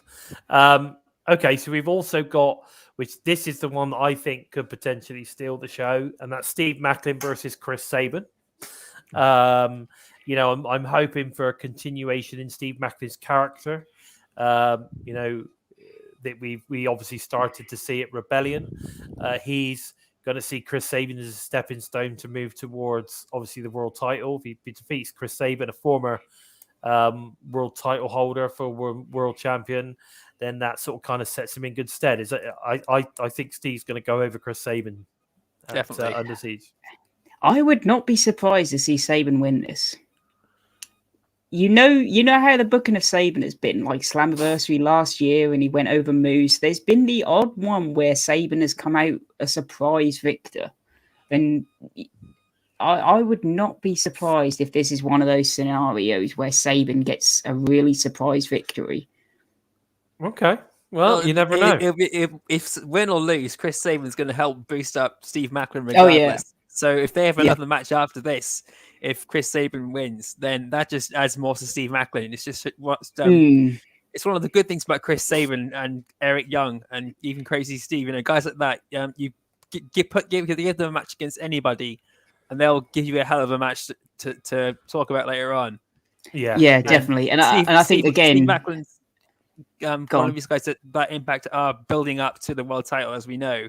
And there's no better way to do it than have him go from the Honor No More storyline through to going through, keep going after Chris Sabin, who was the guy who accepted him in first and then dropped him, doubted him as soon as the opportunity came to turn his back on him. Yeah, so it's a perfect build. Yeah, perfect. And I wonder if we'll see like Jay White get involved in this maybe somehow. Why? Why would you see Steve? Why would you see Jay White get involved in a non-Bullet Club match? Just because of like what we've seen between him and Macklin. Like there's been that bit of like, are you an enemy or do I respect you kind of thing? Yeah. Okay. Yeah. It just depends if Jay White's match comes before. That's what I mean. Yeah, the lineup of these matches could be very interesting. Yes, Mira, I think you are the only one. We then move on, and we've got the Knockouts World Title match: Tasha Steelz versus Havoc of Decay. This, I think, is a match to put a big feather in Tasha Steelz' cap to take out a bigger opponent in Havoc. Plus, if Rosemary couldn't take her out, then I'm pretty sure they're not going to put Havoc over her. Yeah, but it will still be a really good match. Regardless, I think I'm hoping it's a lot more well-oiled than Rosemary and Tasha Steelz was, because Havoc and Tasha Steelz have faced each other one-on-one in the past, and they've had a pretty decent match together. So they're a bit more familiar with each other. Even with Rosemary and Savannah Evans at ringside, it's going to be a bit more interesting too, because Rosemary's not going to be get booted out for trying to stand up to Savannah Evans or Tasha Steelz. She's going to be more mind games. So it's going to be a bit more focused on what's happening in ring than outside. Okay. Yeah. No, definitely. Yeah. I'm down with that idea as well. And bonus baby, Jay White. He may have been in Japan, but he's definitely here because he's in the next match. Yeah. He's on the card. Was I the only one that felt this knockout match came a little out of nowhere? Well, go on, Joe. What are you going to say? Decay came out to back up Taya Valkyrie, so it was and Tasha Steelz is the number one target, and in the past they've been after her once or twice. So it was a bit out of the blue for me, but it also made sense because right now there is nobody else to go for the Knockouts title. Jordan Gracie is elsewhere, and Lady Frost isn't able to wrestle at the moment, and so you only have Havoc, Rosemary, or Alessia Edwards. Yeah. But no, like you said, I think if Tasha has to win this, and I think she has to win it clean. I think. You have to get that victory without Savannah Evans. Yeah. I agree, and I have to say, I think the next person to take the Knockouts title off Tasha will be Deanna. Yeah, I think so. I think it'll end up back on Deanna in the next couple of months. But I didn't want it to be, but they haven't built up anyone else credible enough to take it off Tasha. That's the trouble. Not yet. But I mean, again. You need time to be able to do that. You can't do it over like 3 or 4 episodes. It's got to be done, over several months. So, we're just going to have to see how this one develops out. I think it's going to be a good match. I think hopefully Tasha will get up to full steam on this one. She didn't seem to be at full steam at Rebellion, but hopefully she will for this one. We've then got Bullet Club, Chris Bay, the Good Brothers, Jay White, and the return of El Phantasmo versus Honor No More, obviously OGK, Eddie Edwards, Vincent, and Kenny King. Oh, baby! I think this is going to be good, actually. I think this is going to be a fast, furious frenzy of offense of a match. In fact, this could be a contender for match of the night if these guys really go for it. If these guys really go for it, I think this could be a contender for match of the night. What are your thoughts on this, Joe?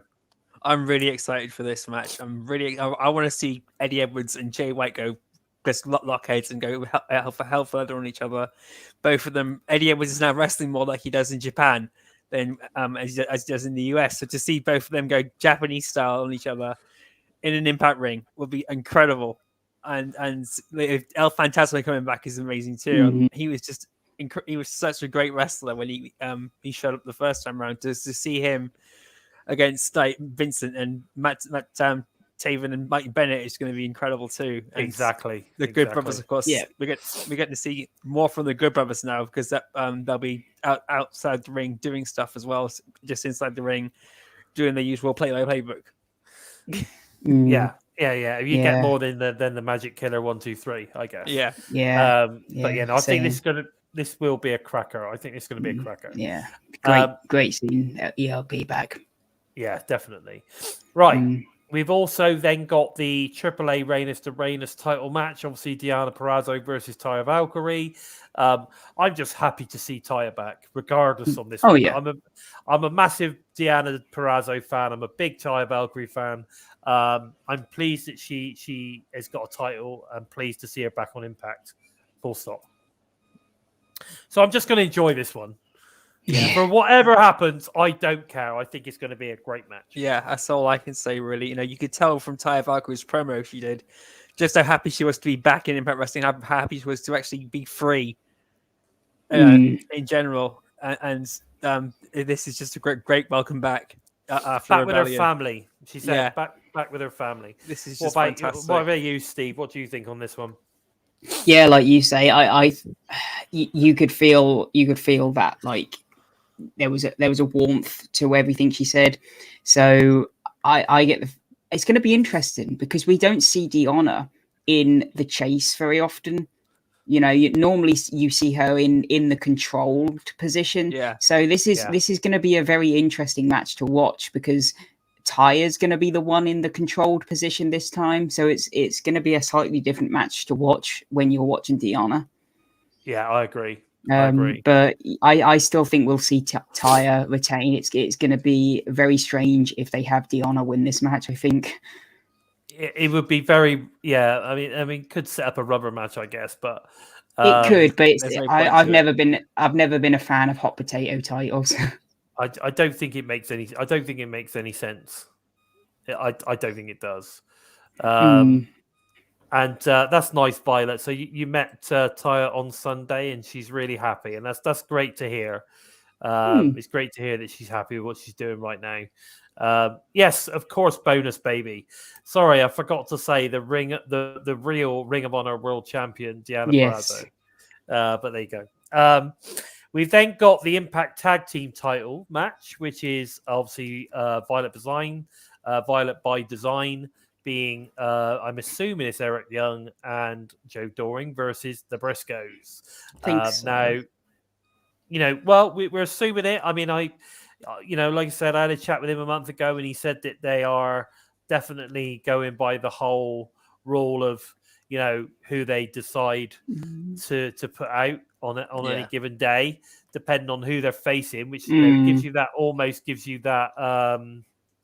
what do they call it? Like, you know, undecidedness. I guess so. Their unpredictable. Opponents, their opponents aren't 100% sure who they're going to get. You know, to prepare for it exactly and all that kind of stuff. So unpredictability, I think, is what I'm looking for. It would make it even more unpredictable if they all came out in wrestling gear to the final moment and then just went into the ring like just at that last moment. They're like, what's going on? But what I do think is, you know, from what we've seen in the Briscoes so far, they are all in on the matches that they're putting on for Impact Wrestling. They are going all out to be, you know, to put on incredible matches. So I'm happy. I cannot wait to see this one. I think it's going to be an absolute barn burner. So looking forward to this one. Then we then have, to finish off the pay-per-view, we've got Impact World Title match, which is obviously the big one. We've got Josh Alexander, our favorite world champion, versus Tomohiro Ishii. Now, you know, we know that obviously the Pitbull is gonna be on form. He's in the main event. He's going up for the world title. You know, we've got Josh Alexander, who's just beaten Moose twice to, you know, retain his title. You know, he doesn't care who he faces right now. He just wants to fight. for that title. So I think this is going to be a great match. Like you say, we've got a Japanese legend against an up and coming Canadian legend. What are your thoughts on this one?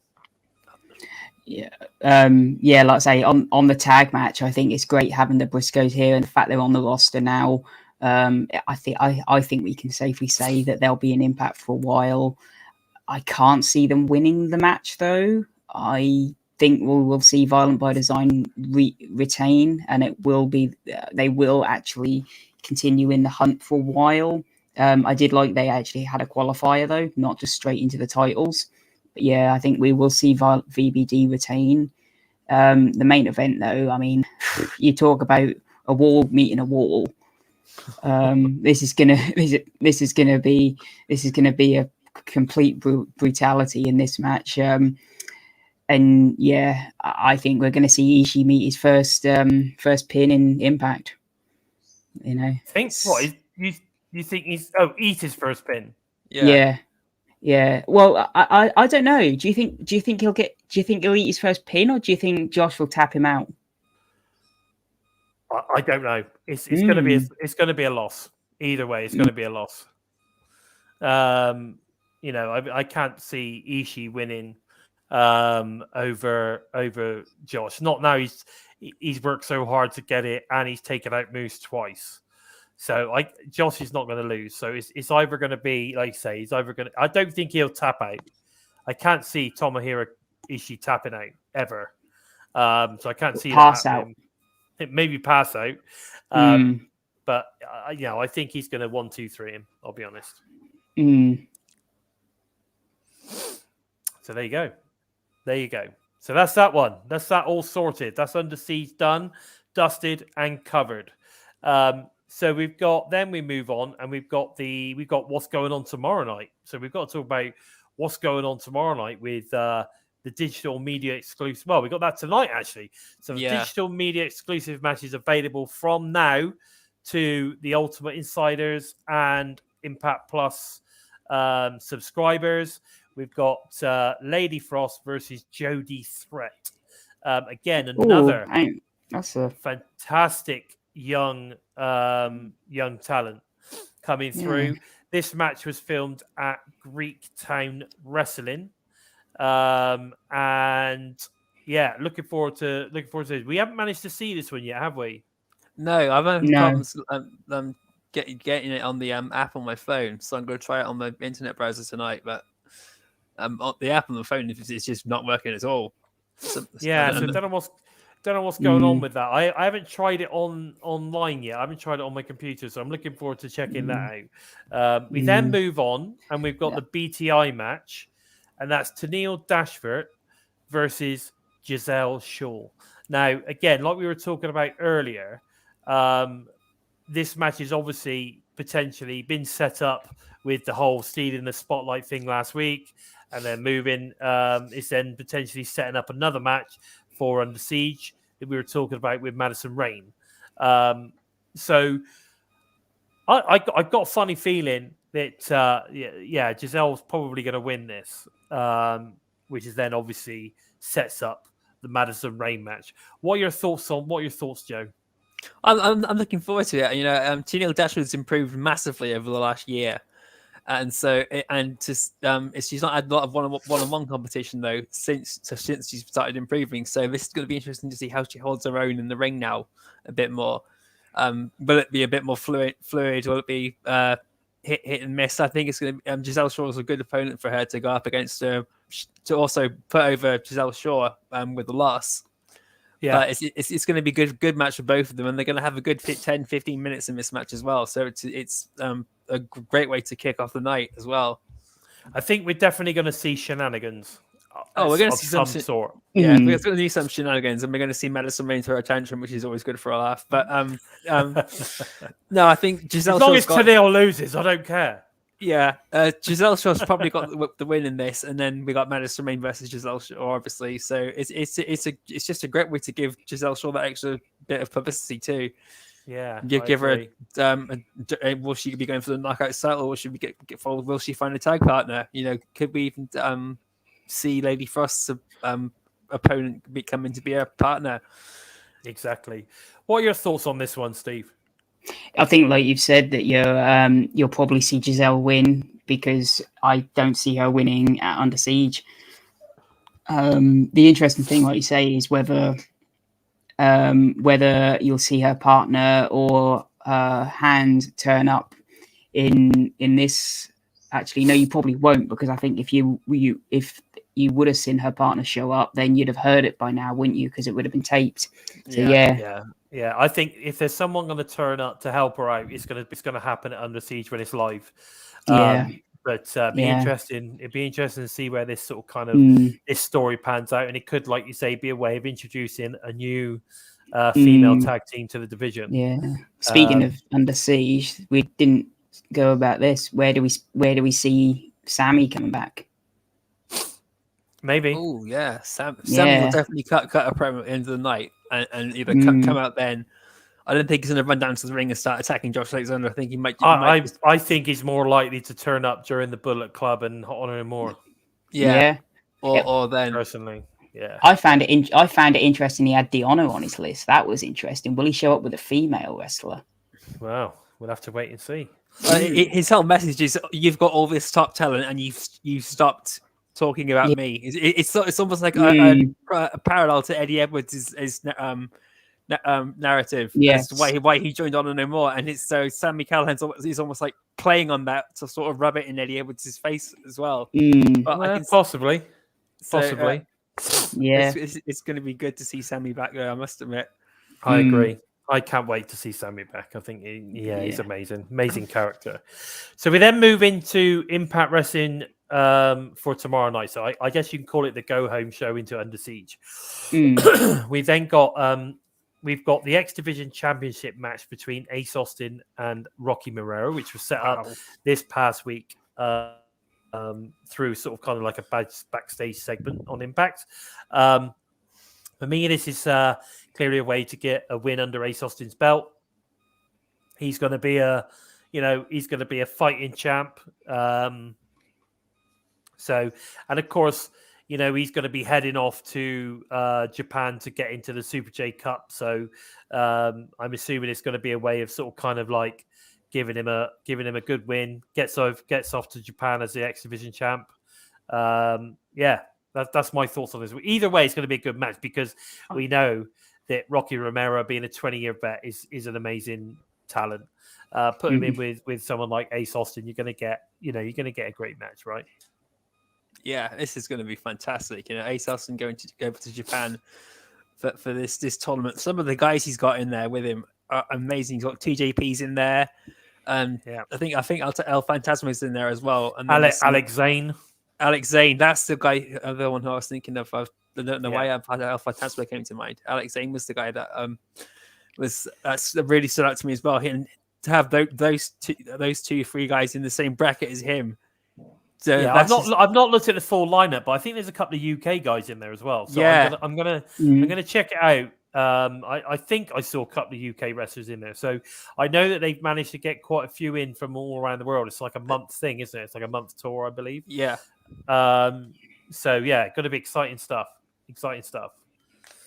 What are your thoughts on this match, Steve? Yeah, like you say, it's going to take you back to the pure X Division, isn't it? It's a real throwback. We know both men can go, so you put them both in there together. As you say, it's a nice way to get Austin a win over him. And I want to see more of Rocky Romero. I really do. We haven't seen. He had a match at Bound for Glory, then a couple of matches after that. I'd like him to stick around for a bit. I really would. It would be good. Again, obviously, Rocky is signed to New Japan, so he's coming in. I mean, he'd be a pay-per performance guy. Oh yeah, he'd never be signed to Impact, but still, maybe just for 6 months, like we had the inspiration. I guess it's going to be very much dependent on what his New Japan schedule is as well, because I know that he's very, very busy with those guys. Yeah. But it would be good. You're right. It would be nice to have him in a little bit more. Sorry, bonus baby. What are you saying there? Wheeler Yuta from AEW. Even thought everyone hates AEW. Wheeler can go. Okay, cool. We don't necessarily hate AEW, just don't like Tony Khan very much. So not like everybody else who likes, just No, stick the their only guy on the tongues up AEW's his roster ass. I can't stand is Sammy Guevara. But the rest of the roster, I've got a lot of praise for, a lot of respect for, and don't get me started on Tony Khan. No, we don't want to talk about that. Like I say they got a lot of good wrestlers. Amazing. They got a great roster. Nobody's saying they haven't got a great roster. So we then got what we think could be the final match of Willie Mack on Impact, if the rumors are true. So we got Willie Mack and Rich Swann versus the Bay and Jay connection. So we got Chris Bay and Jay White on this one. Interesting, this one. Yeah. Obviously, I'm assuming that Chris Bay and obviously Jay White are going to win. Maybe they pin Willie. I don't know. But I think it could be the last sort of hurrah for Willie.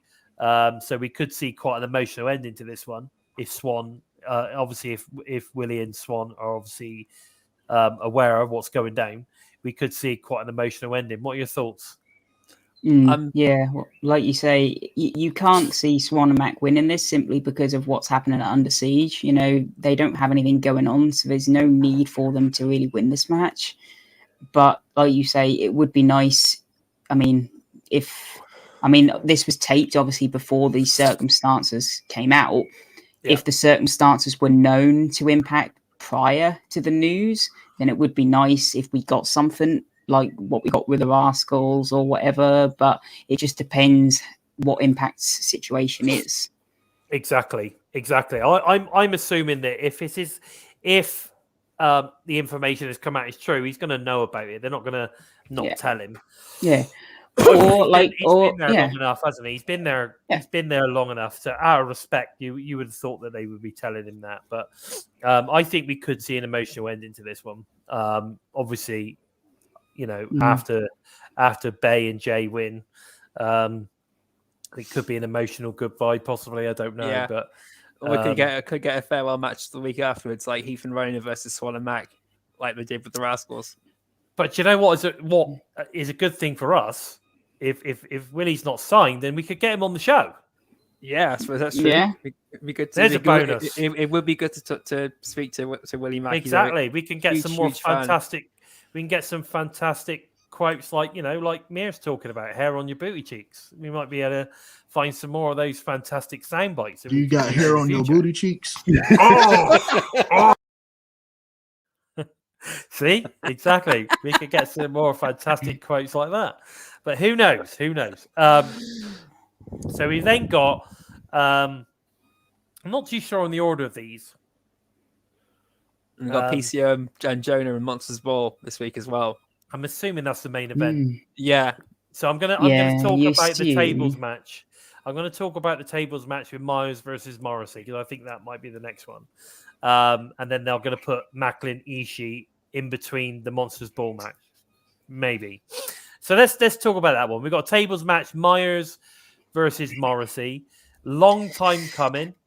This one, long time coming. Is Myers going to get his comeuppance, or are we going to see the major players, get their back on Morrissey after putting Chelsea through the table? What are your thoughts on this one? This has been a weird feud. It's gone in so many different directions, and even now it feels like the face and heel dynamics have really switched. It's gone all over the place, and I don't think it's even ever really made any pay-per-views or Impact Plus specials as it is.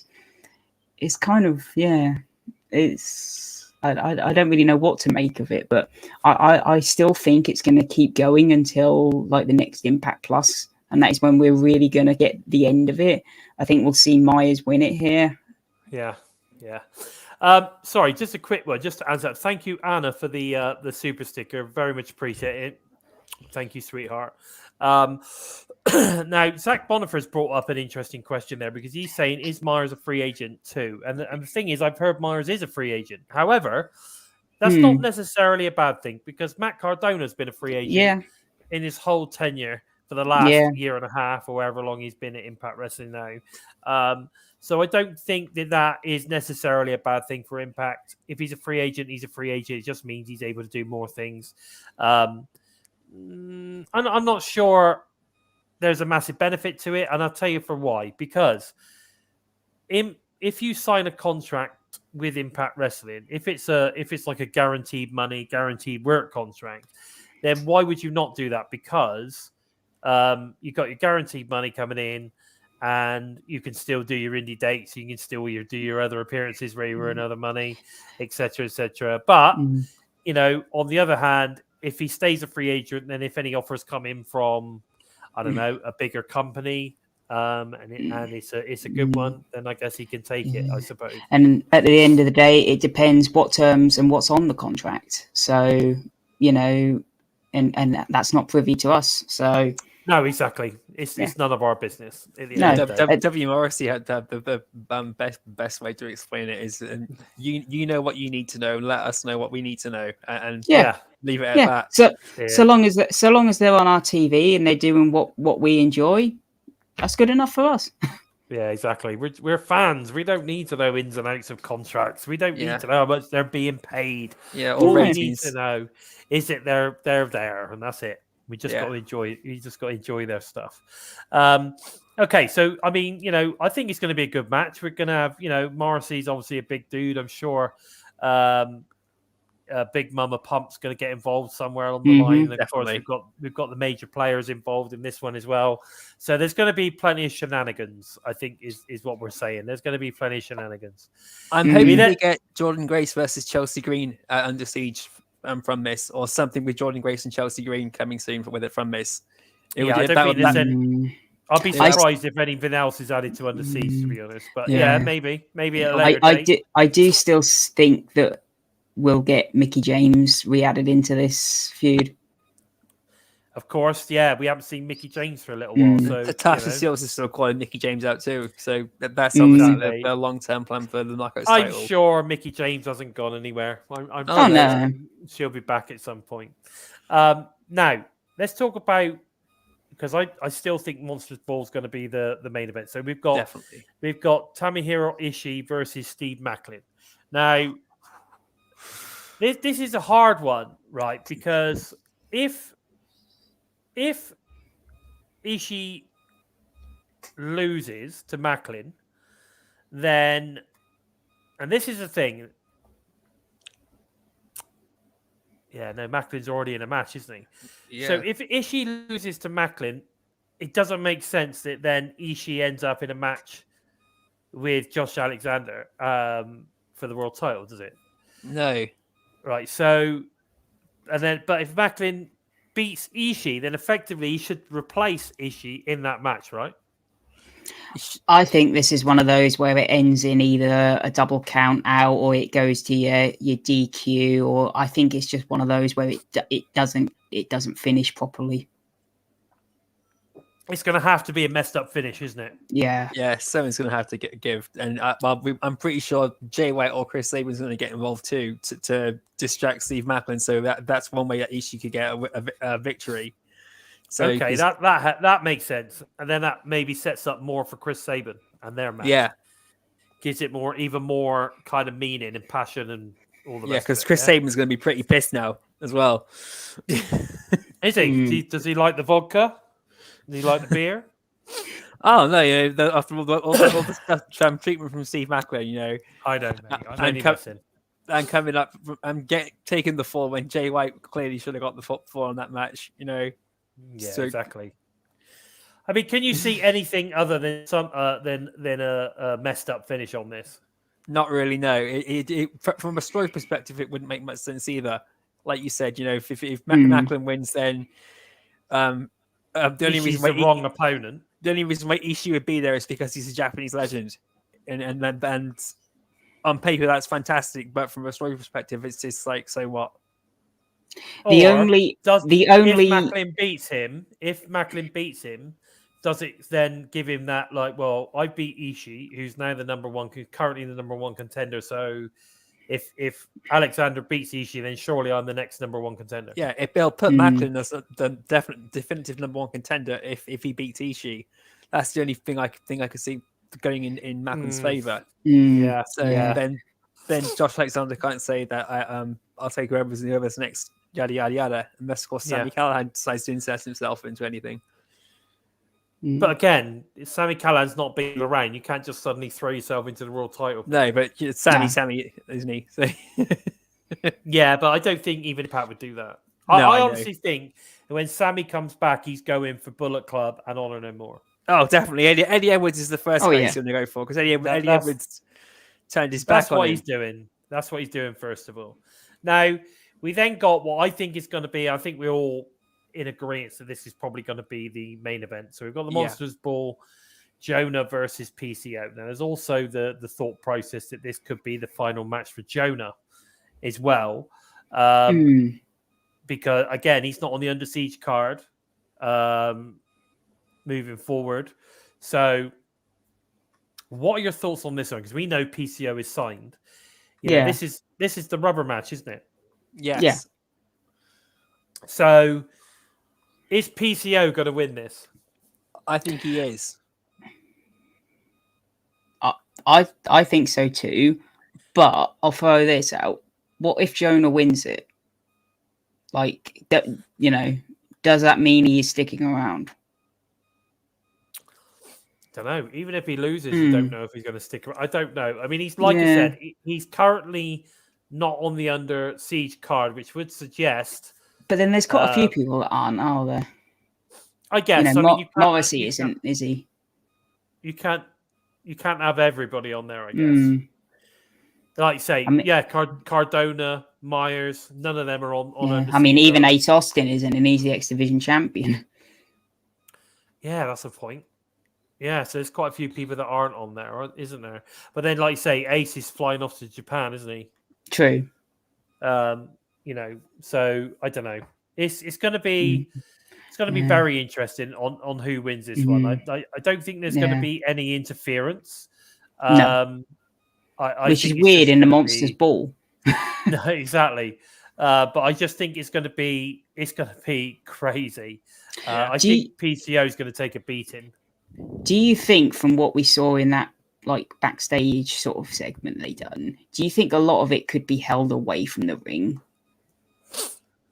I wouldn't be surprised if it spills out of the ring, but I think it's going to start and finish in the ring. But it's no doubt it's going to be a lot more violent than anyone's anticipating, because PCO is now reanimated again, but this time. Sorry, can I just clarify? Are you thinking more like cinematic?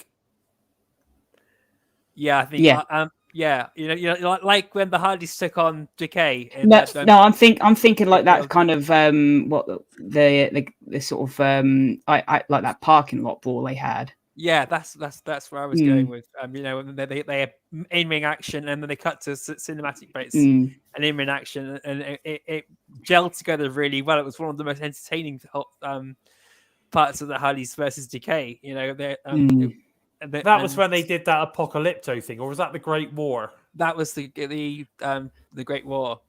The Apocalypto was the one at the Hardy compound for the tag team titles. That's right. So it was a Great War. It was in the ring, and then they went cinematic outside. Yeah. And then it came back in the ring again. Yeah, that'll work. I think that could be interesting, actually.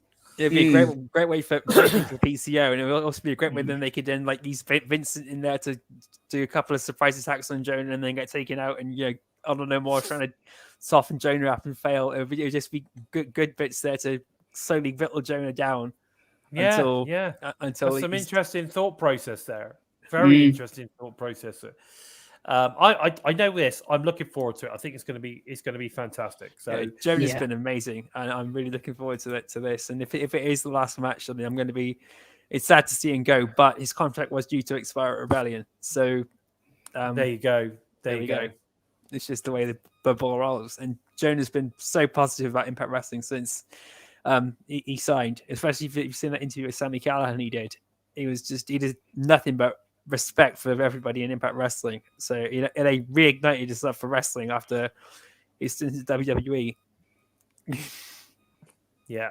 No, I totally agree. I think we're in for a great show tomorrow night. But guys, I have to say that we've literally hit we've hit the 2 hour mark, I think. So well, we're like 50 seconds away or something from that 2 hour mark. So we're certainly going to hit it. I think that's pretty much all we've got time for today. I have to say, I'm going to tell you for two reasons. One is that I'm starving, and the beefalo beast needs to go in and make his beans on toast.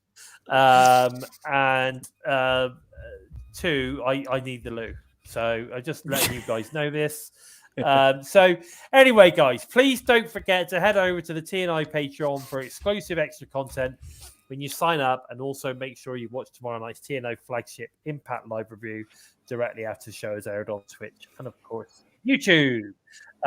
Also, all TNI shows are available for all of you listening on the go fans as audio only via SoundCloud, Spotify, iTunes, iHeartRadio, just basically wherever you listen to your favorite shows. And of course, where can we find you on the socials? So let's go with Steve first. Where can we find you, Steve? You can find me over on Twitter at SimplySteve311 for everything Impact Wrestling related. I've been a bit slack recently, but I'll try and get back into it. Also, you can head over to WrestleBuddy.com to read any Impact Wrestling articles under the Impact Wrestling banner. Again, been a bit slack with them, but mostly I try to put them out every Thursday. So, keep your eyes open for those. That's where you can find me. Okay. Well, what about yourself then, Joe? Where can we find you, buddy? You can jump onto Twitter and look for @JK Empty Space. You can go onto Facebook and to Twitter, look for #Empty Space, #The Void, or #Into the Void, #Out of the Loop, and you'll find me there. Of course, if you want to I'll get this right eventually. If you want to test your taste buds and tickle your fantasy in some deep sense of humor or lack of sense of humor, then jump onto Facebook. I wonder where he was going there. Tickle your fancy. Tickle your fancy.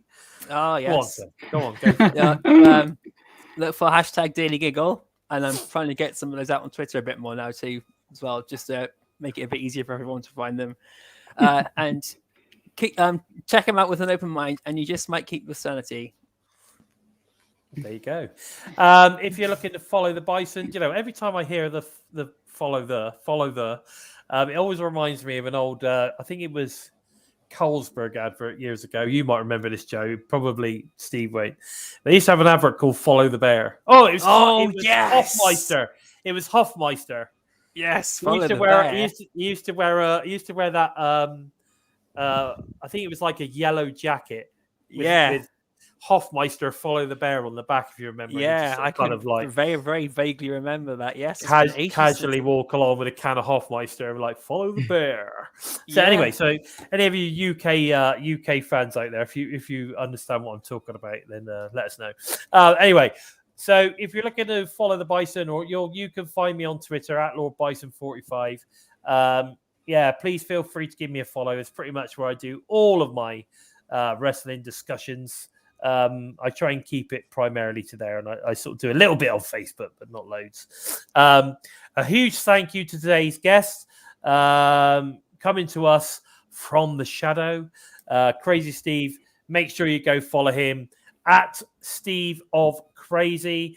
That's 2 Z's or Z's, of course, if you're American. 2 Z's if you're English, 2 Z's if you're American. Please take the time to help us out moving up the rankings on YouTube by giving us a thumbs up. And if you're new to us and you like what you see, then please consider hitting the subscribe button.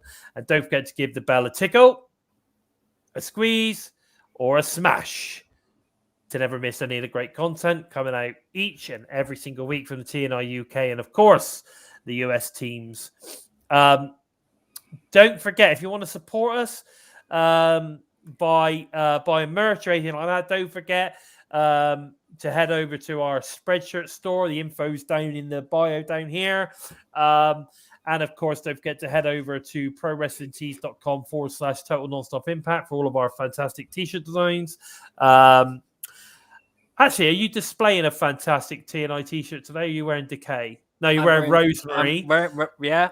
And we've got a Decay one there. I put on my Sue Young today. But there you go. So yeah, Sue, if you're watching, I love this shirt. This is my favorite shirt. I love it. Okay, so with all of that said, I've been Bison. They have been the Joker, and of course, Simply Steve. This has been episode 81 of Impacted. Take care, everyone. We're Briscoes! We are